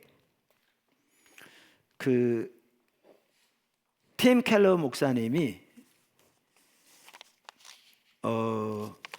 이제 우리 밴쿠버에서 우리 형제 한 분이 이런 리스트를 나한테 보내줬었는데 트위터에 어떤 분이 질문을 하기를 어떻게 기독교인이 세상을 바꿀 수 있습니까? 라고 질문했더니 거기다가 그분이 2권의 책을 추천했더래요. 하나가 로이드 존스 목사님이 쓴 부흥, 우리 그 책 잘 알잖아요. 2000년 교회사에서 하나님의 부흥이 임할 때마다 어떠한 일이 일어났고 그 부흥에 대한 책을 거기다 쓴 건데 우리는 이제 세물교를 신학원에서 배우고 그래서 아주 잘 알고 있는 책이거든요. 그 책하고 요 책 2권을 추천했더래요. 근데 내가 보기에 정확하게 2권을 잘 쓴 것 같아요. 그러면서 이 책에도 보면 이제 4분이 추천을 했는데 그 중에 한 분이 티모티 켈러, 아까 팀 켈러 목사님인데 이렇게 추천했어요. 어떤 작가나 사상가도 나에게 어떻게 문화가 변하는가라는 중요하고 복잡한 주제에 대해 제임스 헌터만큼 많이 가르쳐 주지 못했다. 이렇게. 그리고 그 아래 2명이 또 나오는데 이분이 누구냐면 니콜라스 월터스토프하고 찰스 테일러라는 분이에요. 여러분 못 들어보셨을지 몰라요. 이분들이 누구냐면 지금 현재 살아있는 철학자들 중에 기독교 철학자 중에 세계적으로 인정받는 뛰어난 몇 명의 기독교 철학자 중에 2명이 사람들이에요. 니콜라스 월터스토프하고 찰스 테일러. 찰스 테일러는 캐나다 사람이고요. 그러니까 이분들이 이제 추천한 책이에요. 근데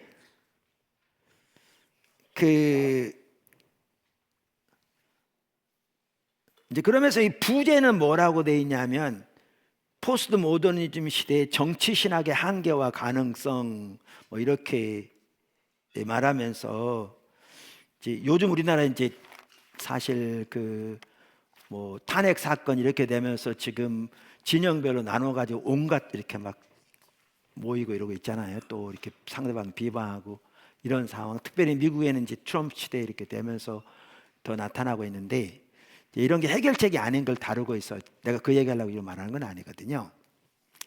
그러면서 이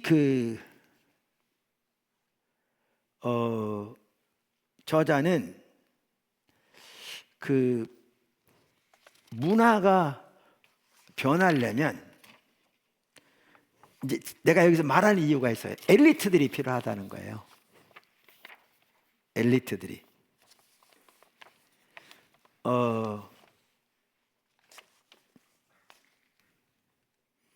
그러니까 나름대로 몇 페이지 준비해 왔는데 뭐 하나도 눈에 안 보이네. 그러면서 이제 그분은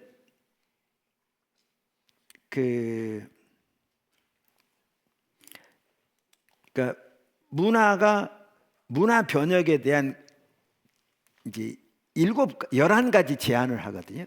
그러면서 그 11가지 다음과 같아요. 먼저 문화에 대한 7가지 명제를 말합니다. 내가 방송시 나올 거예요. 명제 1, 문화는 일종의 진리 주장과 도덕적 의무 체계다. 명제 2, 문화는 역사적 산물이다. 3, 문화는 본질적으로 변증법적이다. 4, 문화는 자원이며 그 자체로 권력이다. 문화적 산물과 상징 자본은 중심과 주변이라는 엄격한 구조 속에 층화되어 있다. 자세한 설명 안 할게요. 시간이 많이 가니 그냥 쭉 읽어볼게요. 여섯 번째, 명제 6, 문화는 네트워크 내에서 생성된다. 명제 7, 문화는 자율적이지 않고, 여기 빠졌네. 자율적이지 않고 충분히 일관적이지도 않다.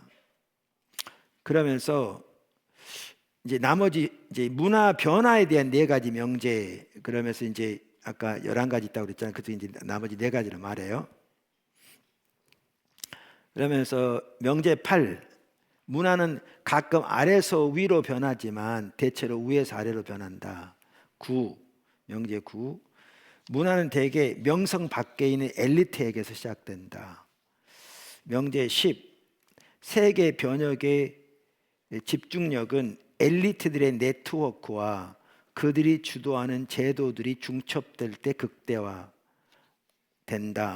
그러니까 엘리트들이 시작되는데 엘리트들의 네트워크와 그들이 주도하는 제도들이 중첩될 때 극대화된다. 명제 11, 문화는 변한다. 하지만 투쟁 없이 이루어지는 것은 없다.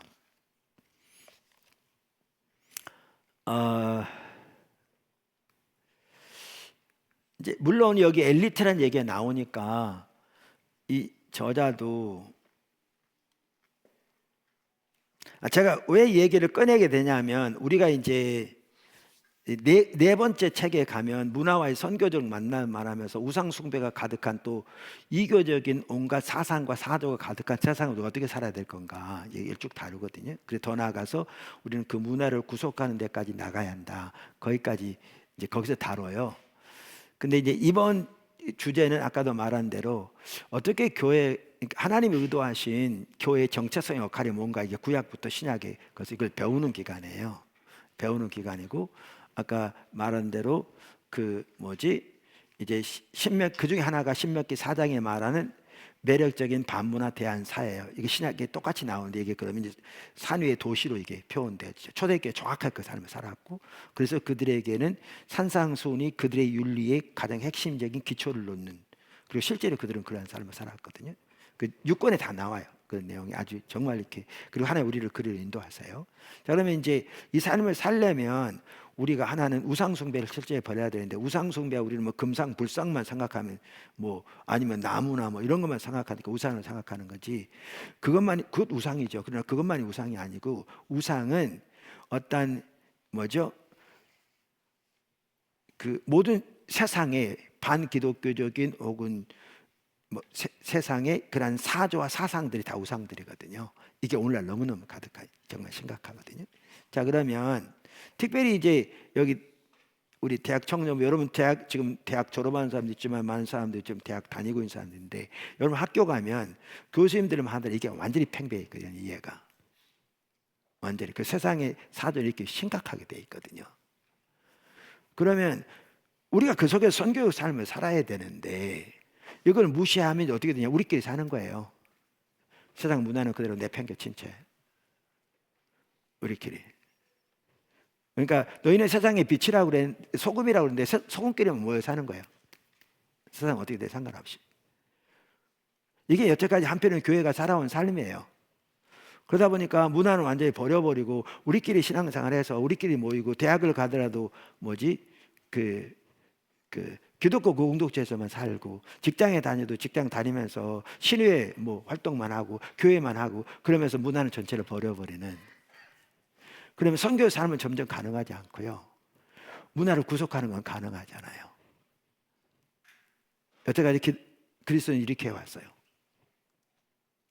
근데 이제 반대가, 이건 이제 사고는 나오지만 이제 그들의 동화되어 버리는 거죠. 그들과 함께 한다고 그러면서. 이건 또 다른 극단인 거죠. 우리는 그게 아닌 거예요.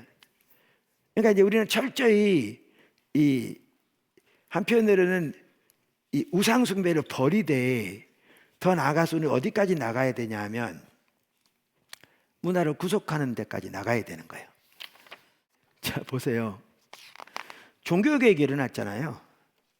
종교개혁이. 그러면 종교개혁이 일어났을 때, 이런 마틴 루터 통해서 종교개혁이 일어났을 때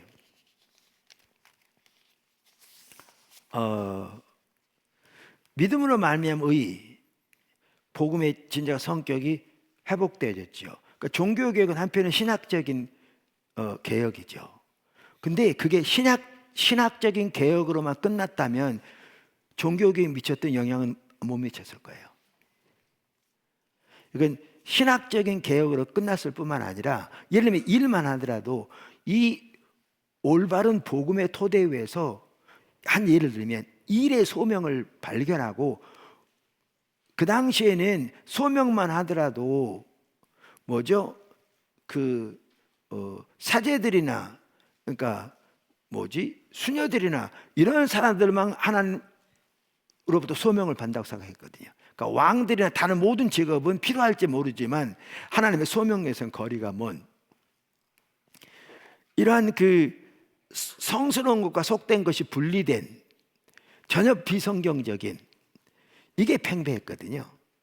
이런 부분까지 다루면 우리가 이제 오늘날도 그런 게 너무 많고 다루기 한두 가지가 아닌데, 그건 이제 사고에 다른 부분 좀 터뜨리는 거라 내가 할 수 없는데, 이런 상황에서 복음에 대한 올바른 이해뿐만 아니라 복음에 대해서 올바른 이해되니까 일만 하더라도 성경에 보면 그 당시 노예에게 이게 주님께 하는 일이라고 말하고, 성경은, 그리고 그들이 어떻게 하느냐에 따라서 주인도 마찬가지고 하나님 앞에 심판을 받을 거라고 그랬는데, 그 말은 선악간에 상급을 받을 것이고 또 그렇지 못한 건 책임을 물을 거라고 그러셨는데, 이래서 이 복음의 기초에서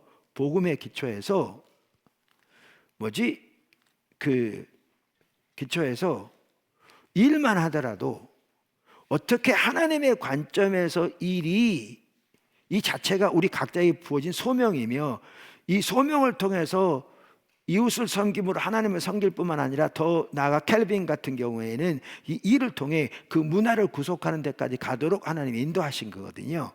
그렇게 이 신학적인 면에서의 개혁일 뿐만 아니라 이 개혁을 토대로 그 하나님의 삶의 현장에서 그것이 정리되어지고 성도들이 그 삶을 실제로 살기를 추구함으로 그 시대가 엄청난 변화를 가져왔거든요. 그 시대가. 그럼 우리는 지금 선교적 삶을 살기 위해서는 철저하게 십자가 복음의 삶에 무장되어지고, 그것이 선교적 교회가 어떠한 교회인가를 전반적으로 우리가 빨리 배우고 전반적인 그림을 가지고 우리 삶 현장의 일을 통해서 뿐만 아니라 다양하게 살아가되, 우리는 이제 어디까지 더 나가야 되냐면, 이러한 성경적인 가르침을 토대로 우리의 삶의 모든 현장에서 그것이 하나님의 길을 따라 정리되어지고 성도들이 실제로 그 삶을 살아감으로 이 사회와 문화가 변화되는 데까지 나가야 되거든요. 그게 우리 숙제라고요. 그게 하나님께서 우리를 부르신 부르심이고. 무슨 말인지 알겠죠? 근데 그렇게 나가려고 하면 이제 뭐가 나면 어떻게 그러면 사회를 변화시킬 것인가라는 거예요. 가서 이렇게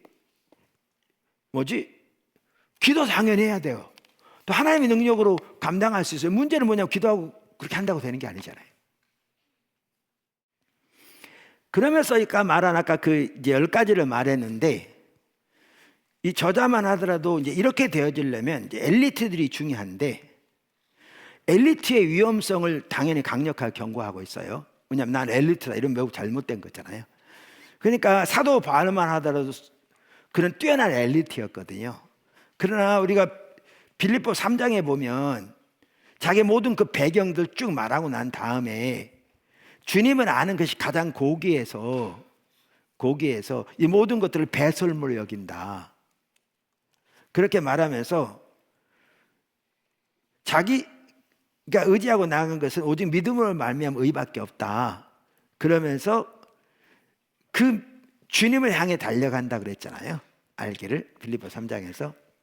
그런 것처럼 우리가 많은 그리스도인들이 전문적인 지식으로 무장되되 자세는 바울처럼 자기의 모든 지식까지도 하나님의 은혜로 인한 것이고 자기가 어떻게 살아온 것이 다 하나님의 은혜로 되어지되 하나님 앞에 내세울 것은 아무것도 없는 그야말로 배설물처럼 여기고 주님의 의만 의지해서 주님을 아는 게 소중해서 달려가되 자기에 맡겨진 그 자리에서 그렇게 하나님 맡겨신 일을 문화를 구속하니까 나가도록 그러한 진정한 그 겸손과 아울러 섬기는 자세로 나가야 된다 그 말이거든요.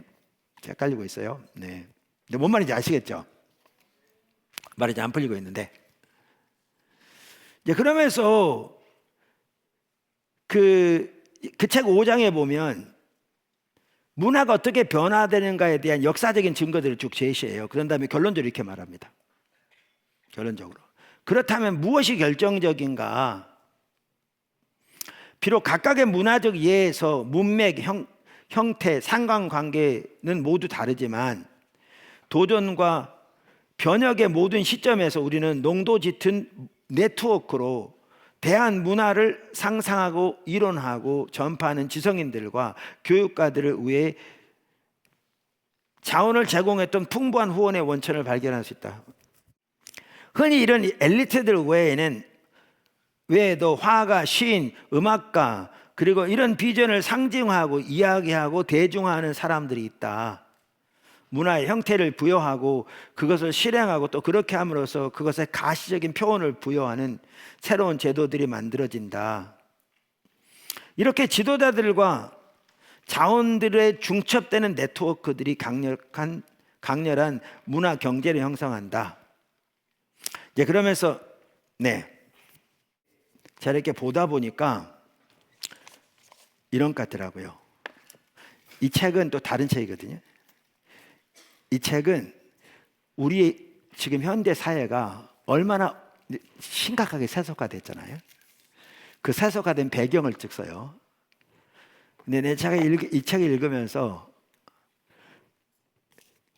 세상이 어떻게 타락하게 세속화되어 있는가를 과정을 설명하고 있는데 요렇게 된 것처럼 이 반대로 되어지는 게 문화 구속되는 길이거든요. 이 저자가 똑같이 말하고 있는 거예요. 다른 저자인데 이거는 타락한 길을 보여주고 있고요. 이 저자가 말하는 게 이게 올바로 변화되려면 이런 식으로 다르게 돼야 된다는 거잖아요. 이 책은 무슨 책이냐면 신자파의 성혁명과 성정치화라는 책이에요. 뭐 책 제목을 봐도 좀 아시겠지만 이 책은 칼 트루먼이라는 사람이 썼는데요. 이 책도 아주 뛰어난 책이에요. 왜냐하면 많은 사람들이 추천했어요. 이 책을. 그리고 상도 많이 받았고요.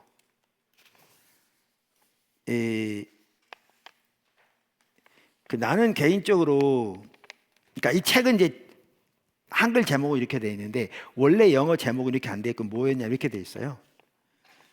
원래 영어 제목은 한국말 제가 번역하면 현대적 자아의 부상과 승리, 문화적 기억 상실증, 이게 부제목이 표현적 개인주의, 그리고 성혁명으로 가는 길 이렇게 돼 있고요.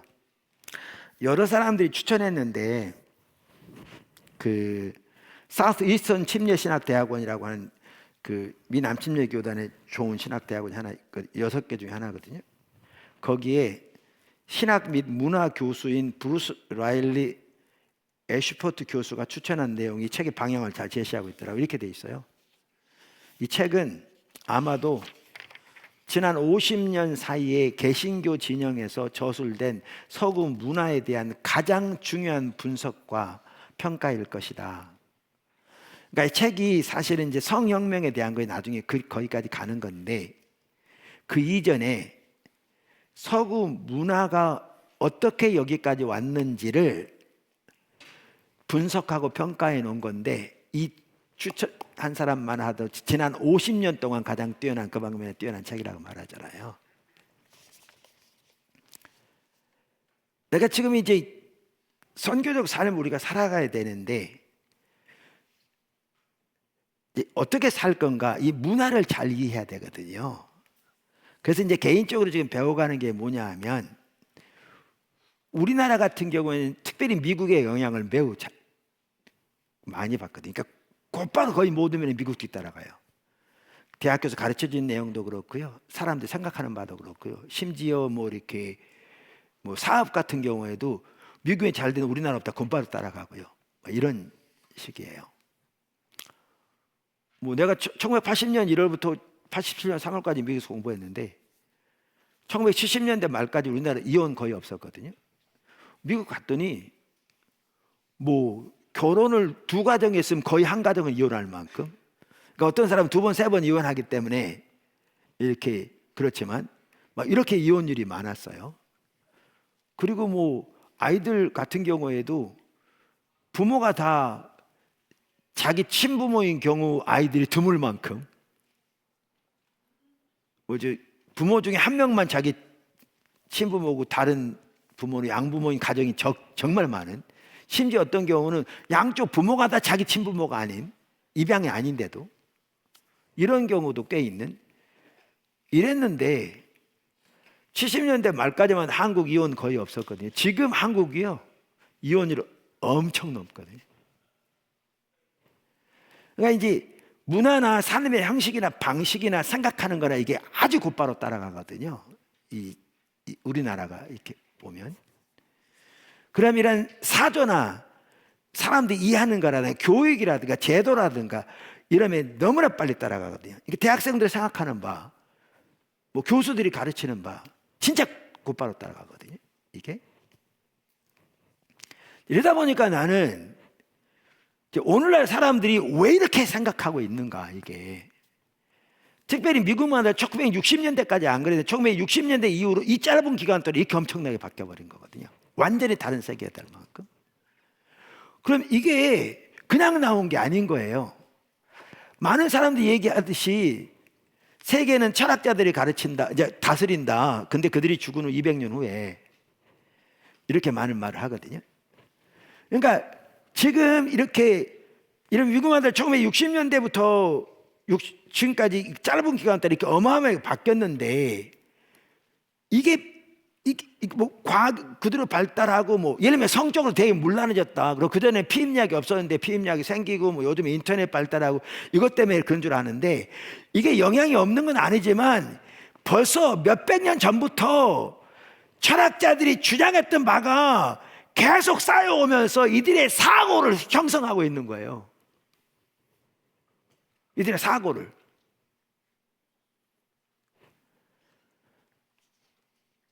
이거를 찰스 테일러라는 아까 말한 철학자는 이거를 사회적 상상이라고 그래요. 사회적 상상. 그러니까 사회적 상상이란 말은 뭐냐 하면요, 이 말이에요. 무수한 신념, 관례, 규범적 기대, 심지어 사회 구성원이 공유하고 사회 구성원의 일상생활을 형성하는 암묵적 가정들이라 그러는데, 이런 내용들이에요.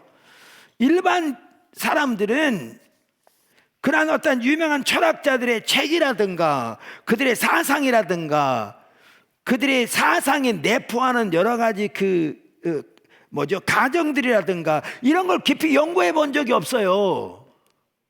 미국만 하더라 지금 미국 사는 사람 대부분의 사람들은 그런 책, 예를 들면 루소의 책을 보거나 프로이드의 책을 보거나 니체의 책을 보거나 막스의 책을 보지 않았다고요. 그들을 대학에서 그들을 전공하지 않았다고. 그들은 소수의 사람들이 전공했다고요. 보지 않았어요.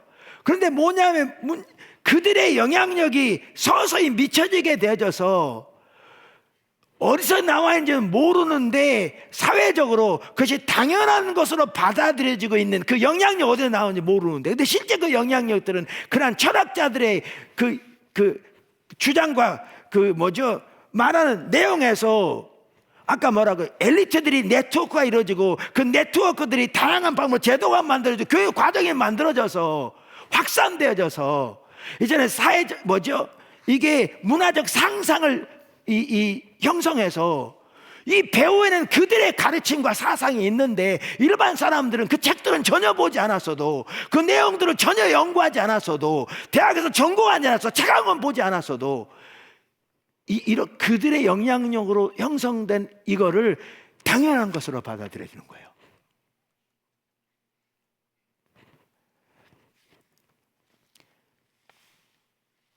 그리고 이것에 토를 다는 것은 너무나 당연한 진리를 의심하는, 말도 안 되는 어리석인 얘기라고 검토 자체를 배제해 버리는 거예요. 이게 사회적 상상이에요. 이 책에 뭐라고 시작한 줄 아세요? 처음에 보면, 시작은 아닌데 어떤 말로 거의 다루고 있는 줄 아세요? 이런 말로 시작해요. 이 책에 보면 나는 남자의 몸에 갇힌 여자입니다. 뭔 얘기인지 아시겠죠?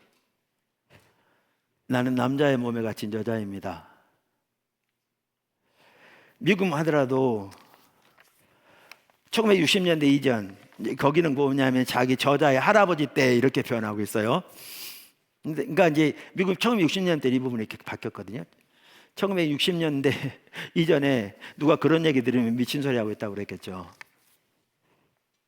이 말은 뭐냐 하면, 뭔 얘기 아시겠잖아요. 나는 남자의 몸에 갇힌 여자이 뭐냐면 자기 정체성은 여자인데 태어날 때 남자로 태어나서 지금 남자의 몸에 갇혀 있다는 거예요. 자유롭지 못하다는 거예요. 지금 억압받고 있다는 거죠. 자기는 지금 가식의 삶을 살고 있다는 거예요. 정직하지 못한 자기에 대해서. 그 불행하다는 거죠. 그 얘기거든요. 근데 이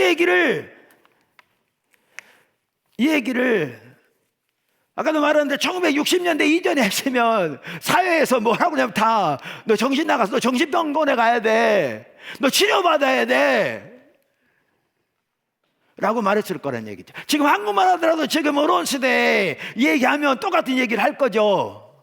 근데 우리는 미국처럼 거기까지는 하지 않았을지 몰라도 지금 곧바로 따라가고 있는데, 지금 현재 미국에서는 그렇게 말하면 아무도 그것을 그렇게 부정적으로 안 받아들인다는 거예요.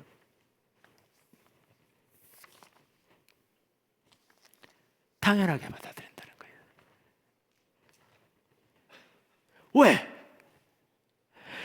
그래서 이 책은 서구 문화를 이렇게 하는데 그걸 이 부분만 다루고, 누구부터 들어가냐면 루소부터 들어가서 낭만주의를 다루면서 마르크스와 니체를 다루고, 그리고 프로이드를 다루고요. 왜 그렇게 다룬 줄 아세요? 정체성. 우리 정체성은 하나님의 형상으로 창조함을 받은 하나님의 피조물로서 거기에 우리 정체성이 있잖아요. 근데 루소는 정체성을 자기 자아에 대한 자기 생각이 자기 정체성을 결정한다고 바꿨거든요. 이런 식으로. 거기다 프로이드의 정신 분석학은 이미 과학적으로 안 맞다고 안 받아들여요. 그럼에도 불구하고 프로이드의 영향력은 오늘 강력하죠. 요즘 많은 사람들이 얘기하잖아요. 피터 드러커라고 하버드 교수였죠. 그분이 이 시대의 현대 사회에 가장 영향을 미친 세 사람을, 어느 책에 보면 그분이 세 사람을 들어요. 피터 드러커가 이 시대에 가장 영향을 많이 미친 세 사람을 들어요. 그 사람이 누구냐 하면 마르크스, 다윈, 누군지 아시겠죠? 그리고 프로이드를 들어요. 그럼 프로이드의 정신 분석학은 오늘날 과학적이 아니야. 거의 다 안 받아들여요. 안 받아들일지 모르지만 프로이드는 정체성을 뭘로 연결시켰냐면 성으로 연결시켰어요. 우리의 정체성은 성. 인간의 가장 무성적 만족. 이거는 이대로 남아있는 거예요. 그러니까 아까 말한 대로 이러한 학자들의 의견과 주장들이 보통 사람들은 그들의 책을 한 번도 보지도 않고 대학에서 그들의 그들의 과목을 택해서 연구하지도 않고 그랬을지 몰라도 이 영향력들과 가치관과 사조가 오랜 기간을 거쳐서 문화 속에 찰스 테일러가 문화적 상상이라고 표현하는 대로 당연한 진리로 받아들여지도록 바탕을 이룬 거죠. 근데 이거를 그들은 공부를 안 했을지 몰라도 당연한 진리로 의심 없이 받아들이는 거예요.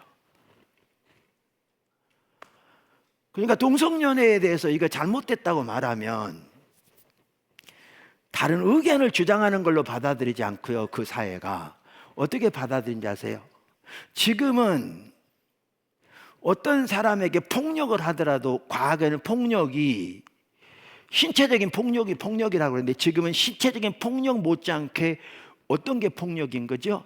정신적인 폭력에다가 정서적인 폭력이잖아요. 그죠? 그러면 이들은 어떻게 주장하느냐 하면, 그리고 어떻게 이제는 받아들여지냐 하면 동성연애가 잘못됐다 그러면 이거는 아까도 말한 대로 그것은 그들의 취향 단순히 말하는 게 아니고요. 그게 그들의 정체성인 거예요. 근데 그 발언은 그들의 정체성에 대한 강력한 통합으로 느껴지는 거예요. 뭐만 이해하시겠죠? 미국 대법원이 그래서 그렇게 판결하는 거예요. 미국 대학이 그렇게 가르치는 거고.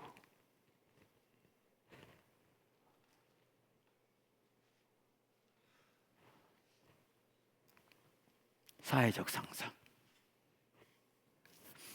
그러니까 아까 어떻게 문화를 구속할 건가, 문화를 변화시킬 건가, 엘리트가 필요한데 엘리트는 네트워크가 필요하고, 아까 그 책을 말한다면 그 얘기예요.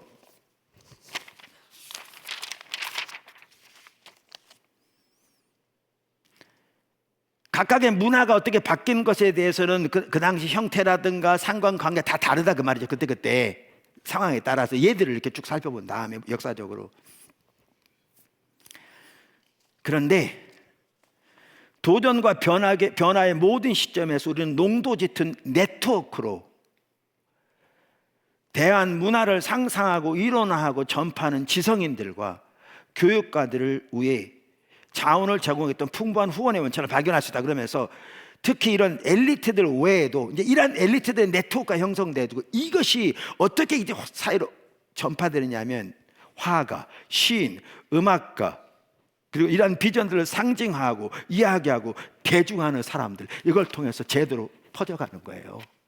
아까 루소의 영향을 받은 낭만주의 가지고 있던 화가들, 문학가들, 그들이 그러한 사조를 계속 퍼뜨려 온 거죠.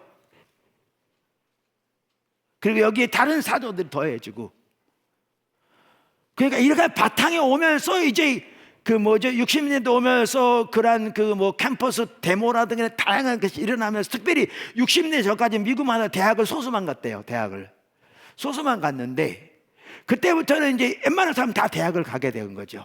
근데 그 당시 대학에서 실존주의 철학, 지금의 그 포스트 모더니즘 전철 같은 건데, 이게 교수들이 이게 완전히 무장돼서 그걸로 완전 찍어낸 거죠.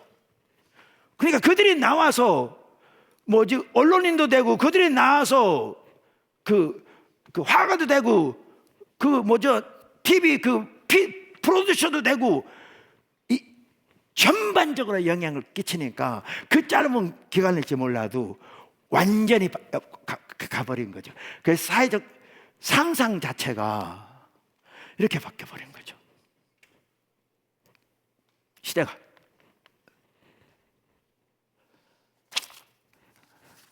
이렇게.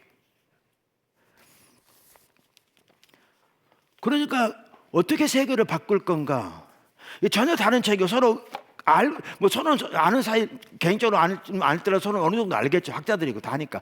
근데 서로 그걸 알고 쓴 건 아니겠지만, 문화를 변화시킬 때 기독교가 이 책이 어떻게 세상이 타락하는가를 보여준 정확하게 그 동일한 방법으로 가야 된다는 거거든요. 뭐만 내가 하려고 하는 얘기 하시겠죠.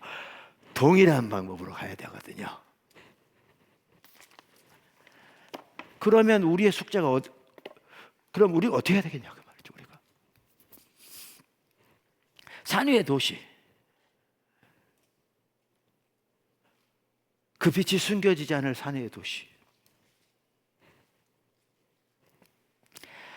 하나님께 지금 포도나무 교회 가운데 참 귀하게 일하고 계세요. 아까도 말한 대로 일반 예배에서 뭐 이렇게 하는 자체가 상상 자체가 안 되는다고 말하는 것처럼 그렇게 하나님께 사고 계세요. 그게 가능해요. 우리 가운데서는. 그분도 그러더라고요. 그래서 일부 예배 중간쯤 왔고 2부 예배 끝까지 있었는데 자기가 주변에 돌아봤는데 1부 예배 때 2부 예배 때 한 명도 좋은 사람이 없더래요. 그날. 그리고 아동부부터 참 귀하게 잘하고 있어요. 가능한 게 너무 감사하죠. 가능한 게. 공동체가 중요해. 철저하게 십자가 복음의 토대에서 선교 삶을 살도 우리 모두 배워가려고 하고 있고, 초대교회 삶을 살려고 고민하고 있고, 우리 밴쿠버 초소도 있고 북가주 초소도 있고. 그런데 거기서 그들이 그렇게 같은 지역은 다를지 몰라도 동일한 교회에서 동일한 일들을 하나님께서 하고 계시거든요. 하고 계세요. 감사하죠. 산의 도시를 세워가고 있어요. 감사해요. 근데 여기서 끝날 게 아니라 우리는 성도들이 이렇게 무장돼서, 그래서 여러분 미리 이제 잊어먹기 전에 말씀드리면, 오늘 사야 막가요. 진짜 막가요. 심각해. 여러분 이 책하고 이 책 두 개만 봐도 이 시대가 얼마나 막장을 향해 가고 있는 걸 볼 수 있어요. 소망이 없어요. 여기서는 소망이 없어요. 막장을 향해 가고 있어요. 완전히. 지금 이 시대가. 그러면 그 시대에 우리가 올바로 살아가려면, 그래서 이 두 책은 반드시 보셔야, 내가 중고등학생은 반드시 이 책을 보라고 그랬거든요. 이 책이 뭐냐 하면 답이 되는 기독교인데, 이건 팀 켈러 목사님이 쓴 책이에요. 2016년에 썼어요. 미국에서. 저 책이에요. 우리 그 새물교 기도학교에서는 고3 때 이 책을 그야말로 철저하게 숙제하고 뭐 정리해서 이렇게 발표하고 그렇게 한다고 그러더라고요. 대학교 가서도 매우 도움이 된다고. 이 책은 뭐냐면 이 시대의 세속주의가 어떤 것인가를 잘 설명해요. 그 문제점, 세속주의 답이 없어요. 여러분 보시면 알아요. 거기 목적도 없고요, 의미도 있을 수 없거든요. 하나님을 배제하면 목적도 없고요, 의미도 없게 돼 있어요. 윤리의 기반도 없게 돼 있어요. 그러니까 이 시대가 이렇게 가버리잖아요. 답이 없게 돼 있어요. 있을 수가 없어요. 그래서 세속주의가 뭔가를 다루고, 세속주의와 대조해서 어떻게 기독교가 답인가, 진정한 답이 어떻게 기독교에 있는가를 잘 제시하고 있어요.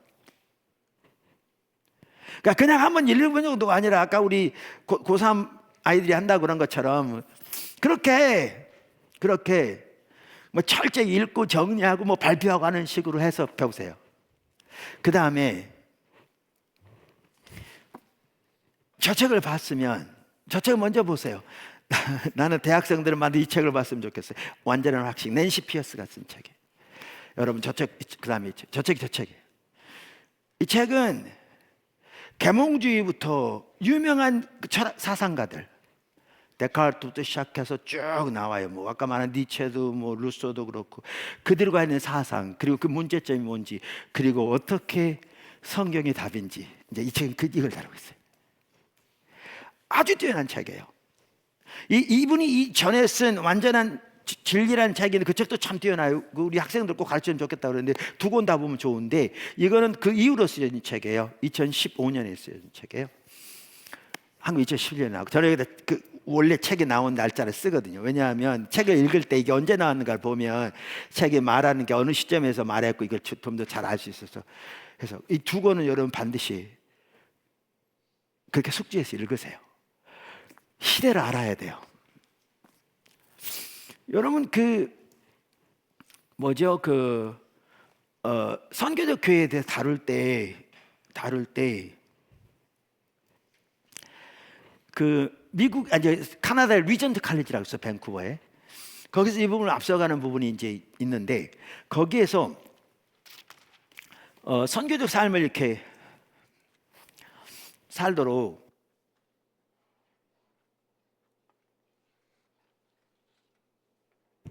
돕기에 저 비디오를 10개인가 만들어서, 우리 사랑의 교회 상국에, 사랑의 교회에서 그 자막 작업까지 해놨어요. 그 비디오 구할 수 있어요. 필요하면 여러분 방송실에 얘기하면 이렇게 볼 수 있어요. 사이트를 알려줄 수 있을 거예요. 거기도 보면 나오지만 요즘 대학에는 포스트 모더니즘으로 매우 그럴듯하게 무장된 교수들이 기독교인들 학생을 잡아먹으려고 준비하고 있어요.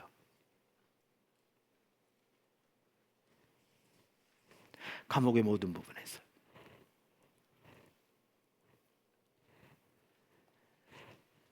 무장돼야 돼요. 무장돼야 한다고요. 사실 성경이 답이에요. 하나님 천지를 창조하셨기 때문에요, 하나님이 답이고요. 더 나아가 예수님 십자가 부활했던 구속, 인류 역사는 하나님이 주관해서 여전히 그 구속의 완성을 향해 가고 있어요. 그게 답이에요. 근데 우리는 이렇게 무장되어서 그 상황에서도 흔들리지 않고 살아가되, 우리는 어디까지 나가야 되냐면 더 나아가서 세상을 변화시킨 데까지 가야 된다니까.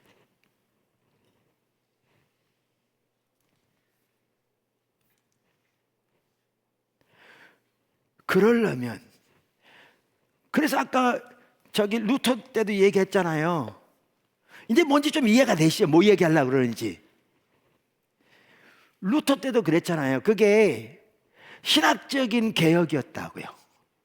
근데 이게 신학적인 개혁으로만 끝났더라면 그 시대에 그 영향을 못 미쳤을 거예요. 그렇게. 근데 신학적인 개혁이 될 뿐만 아니라 이걸 토대로 해서 일이면 일, 비즈니스면 비즈니스, 그걸 토대로 하나님 말씀에 기초해서 그들은 철저하게 그 길을 배우고 소요의 문답이라는 걸 통해서 매일 그걸 살펴보면서 자신들의 삶을 비춰보고 돌이켜보고, 그러면서 그 시대의 문화가 바뀐 거거든요. 유럽의 발전에 엄청난 영향도 미쳤어요. 그러한 부분이. 그렇게. 근데 그래서 사실 미국이 이렇게 타락하는 것도 대학의 영향이 크거든요. 원래 미국 대학은 하버드, 예일도, 프린스턴도 다 기독교 지도자들을 세우기 위해서 대학이 세워졌어요. 근데 세속화 운동이 일어나면서 신앙과 학문을 분리해버리고 신앙 한쪽으로 치워놓고 바로 신앙에서 배제된 학문을 가리키면서 지대한 세속적인 사고 가운데 각 영역들을 가르치면서 이러한 사조가 그대로 받아들여지고 이것이 당연한 것처럼 문화적 상상을 형성하면서 일반 사람들은 대학에서 그런 거 전공한 적도 없고 그런 책 한 권도 보지 않았음에도 불구하고 그러한 사조가 그 바탕에 놓여 있는 이러한 내용들을 당연한 진리로 받아들여 버리는 거죠. 그럼 그 진리의 핵심이 뭔 줄 아세요? 그 삶을 자유롭게 사는 것을 가장 방해하는 게 뭐겠어요? 전통과 그 전통의 핵심 종교인데 그 핵심 뭐예요? 기독교죠.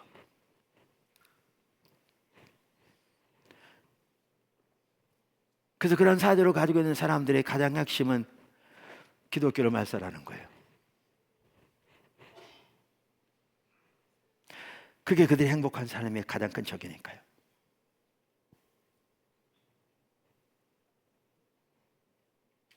근데 우리는 그렇다고 해서 그러면 그들과 싸워서 대적하는 게 길인가?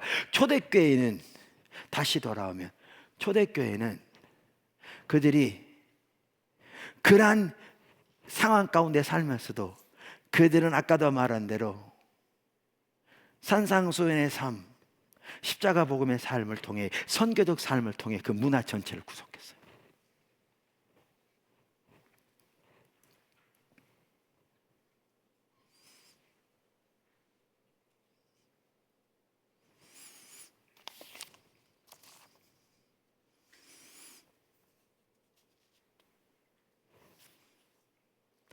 그래서 우리 같은 경우에도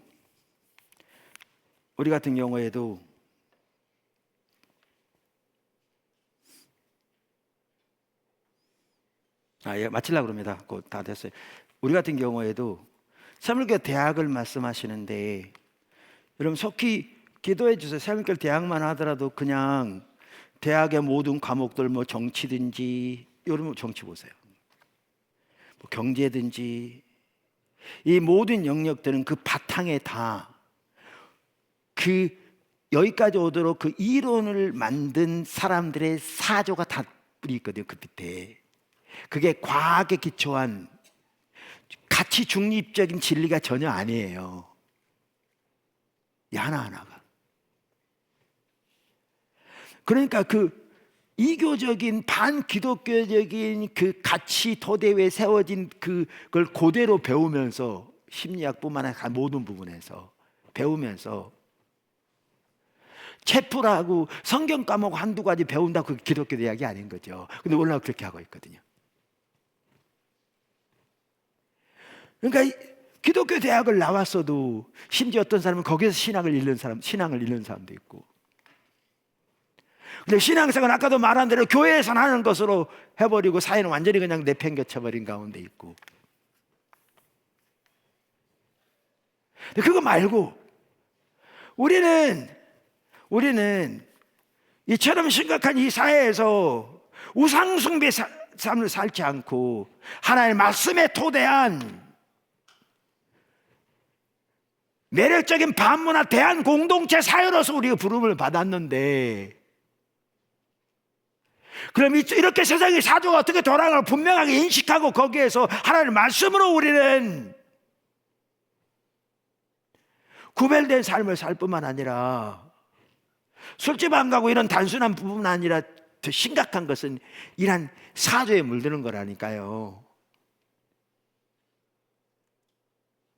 아니라 더 나아가서 우리는 그 문화를 하나님의 말씀에 기초해서 초대교회가 그랬던 것처럼 구속하는 자리까지 가야 하는데, 그러려면 아까도 말한 대로 전문가들이 필요하다고요. 각 분야에서 그 네트워크가 필요하다고요. 아까 말한 대로 이론, 하나님 말씀에서 이론을 제공할 뿐만 아니라 그것이 문학을 통해서, 그림을 통해서, 다양한 통로를 통해서 네트워크가 되어지고 그것이 사람들에게 나눠지고 그 제도화되어질 때 변화가 일어난다고요. 아까 반대로 변화되는 그 세상이 세속화되면 반대로 되어진다고 정확하게 그 길이라고 제시하는 게 아까 그 책이라고요. 그게 여러분의 소명이라고요. 이 얘기하고 싶었어요. 우리 중고등학생들한테도. 모두가 엘리트가 될 수는 없어요. 그래서 우리가 일의 소명과 문화의 구속이 양쪽 부분이 있잖아요. 종교개혁 때도 마틴 루터 경우에는 일의 소명이 하나님 초점을 두게 하셨어요. 심지어 청소부든지 농부든지 그런 사람일지라도 이 일이 하나님을 섬기는 일인 것을 분명하게 인식하고 탁월함으로 이웃을 섬김으로 하나님을 섬기는, 그래서 문화를 그 당시를 변화시킨 거였거든요. 이 일을 보게 하셨고요. 동일한 종교개혁자인데 켈빈의 경우에 하나님 뭘 보게 하셨냐면 지금 말한 문화를 구속하는 일을 보게 하셨어요. 그래서 아브라함 카이프 같은 사람을 실켈빈주의라고 그러잖아요. 그래서 기독교 철학이 이렇게 나는 다 실켈빈주의다 그러면서 어떻게 문화를 구속할 것인가를 다루고 있는 거잖아요. 종교의 개혁자들도 두 면을 보게 하신 거예요. 이 두 면의 조화가 필요한 거예요. 그렇다면 우리 모두가 다 엘리트가 될 수는 없지만 우리에게 맡겨진 부분에서 탁월함을 가지고 그렇게 이웃과 한편의 세상을 반대하는 한편의 세상을 위하는 삶을 통해서 이웃을 이웃과 세상을 섬김으로 하나님을 섬기는 그 사람의 샬롬이 오게 하는 도구로 쓰질 뿐만 아니라, 하나님이 또 세우신 수많은 사람들은 엘리트들로서 전문적인 지식을 가지고 문화를 구속하는 데까지 나가야 한다. 그렇게 도전하고 나가고 목표를 가지고 살아야 한다고요. 어려서부터.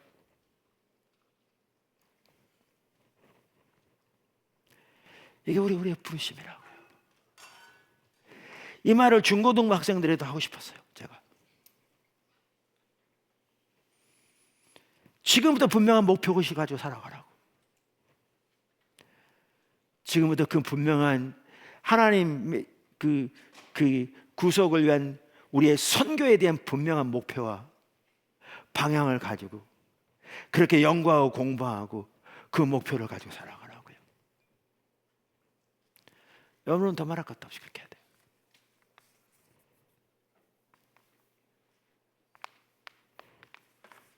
할렐루야. 그리고 그렇게 샤뮤엘 대학이 그렇게 속히 세워졌으면 좋겠어요. 언제 이렇게 될지 모르겠어요. 그리고 그런 일꾼들이 필요한 거죠. 대학 시설보다는. 그래서 저는 아까 팀 켈러 목사님이 말한 그 추천했다는 두 권의 책, 저는 의미가 있다고 생각합니다. 우리가 이렇게 살아가면서 동시에 로이드 존스 목사님이 그 책에서 말한 것처럼 하나님의 부흥이 거기에 임할 때, 그때 우리나라 놀라우게 바뀔 거거든요. 포도나무교회 샘물교회 선교회에 주신 하나님의 비전이 뭐였느냐? 회복과 부흥이거든요. 교회 회복과 하나님의 부흥. 나는 개인적으로 하나님께서 우리를 철저하게 십자가 복음의 삶을 토대로 선교적 삶으로 인도해 가실 때 교회 회복에 대한 하나님의 비전이 더 보이더라고요. 또렷이. 거기에 성령께서 강력하게 부어진 하나님의 부흥이 오순절날 부어진 것처럼, 요한웨슬리 시대에 부어진 것처럼, 평양에 부어진 것처럼 성령이 부어지는 하나님의 부흥이 임할 때, 거기에 두 개가 조화를 이룰 때 이게 어마어마한 결과를 가져올 거거든요. 저는 하나님이 어쩜 우리를 그리로 부르고 계신다고 믿습니다. 그리고 오늘날 교회가 그렇게 되어야 살 수 있거든요. 지금 상황에서. 지금 상황에서 한국교회가 살 수 있는 길은 그 길입니다. 이건 서구교회가 사는 길도 그 길입니다. 이건 아까 말한 그 저자들과 다 동일하게 얘기하는 바입니다. 그래서 한편으로 여러분이 매우 중요한 시기에 살고 있습니다. 우리가 이렇게 정신을 올바로 차리고 하나님의 인도하심을 잘 따라가지 못하면 우리 흙탕물에 휩싸이는 수밖에 없고요. 어마어마한 흙탕물이 지금 세계적으로 흐르고 있어요. 너를 몰라서 그렇지. 조금만 알면 어마어마한 흙탕물이. 눈 감는다고 해결되지 않아요.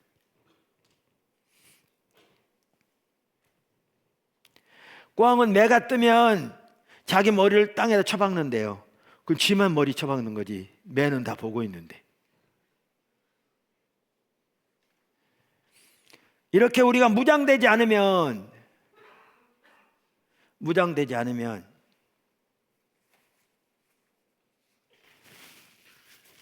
이기스 목사님 기도 중에 하나님께서 말씀하셨다고 하면 꿈에 말씀하셨다 잘 기억이 안 나는데, 사실 그 꿈이 중요한 게 아니고 또 기도 중에 어떤 감동이 중요한 게 아니고, 지금 세상은 어마어마한 흙탕물이 그야말로 어마어마한 규모로 지금 쏟아지고 있고요.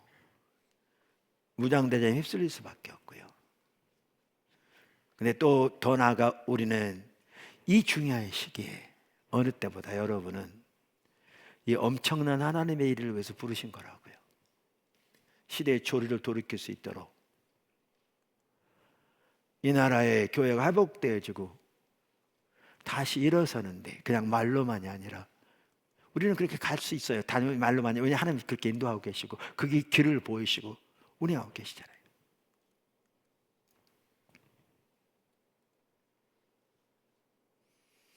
그래서 그렇게 여러분들이 분명한 그 하나님 안에서 소명의식과 목표와 부르심을 분명히 깨닫고 그렇게 나아갈 수 있기를 주님을 축원합니다. 그게 나누고자 했던 내용이에요. 기도하겠습니다.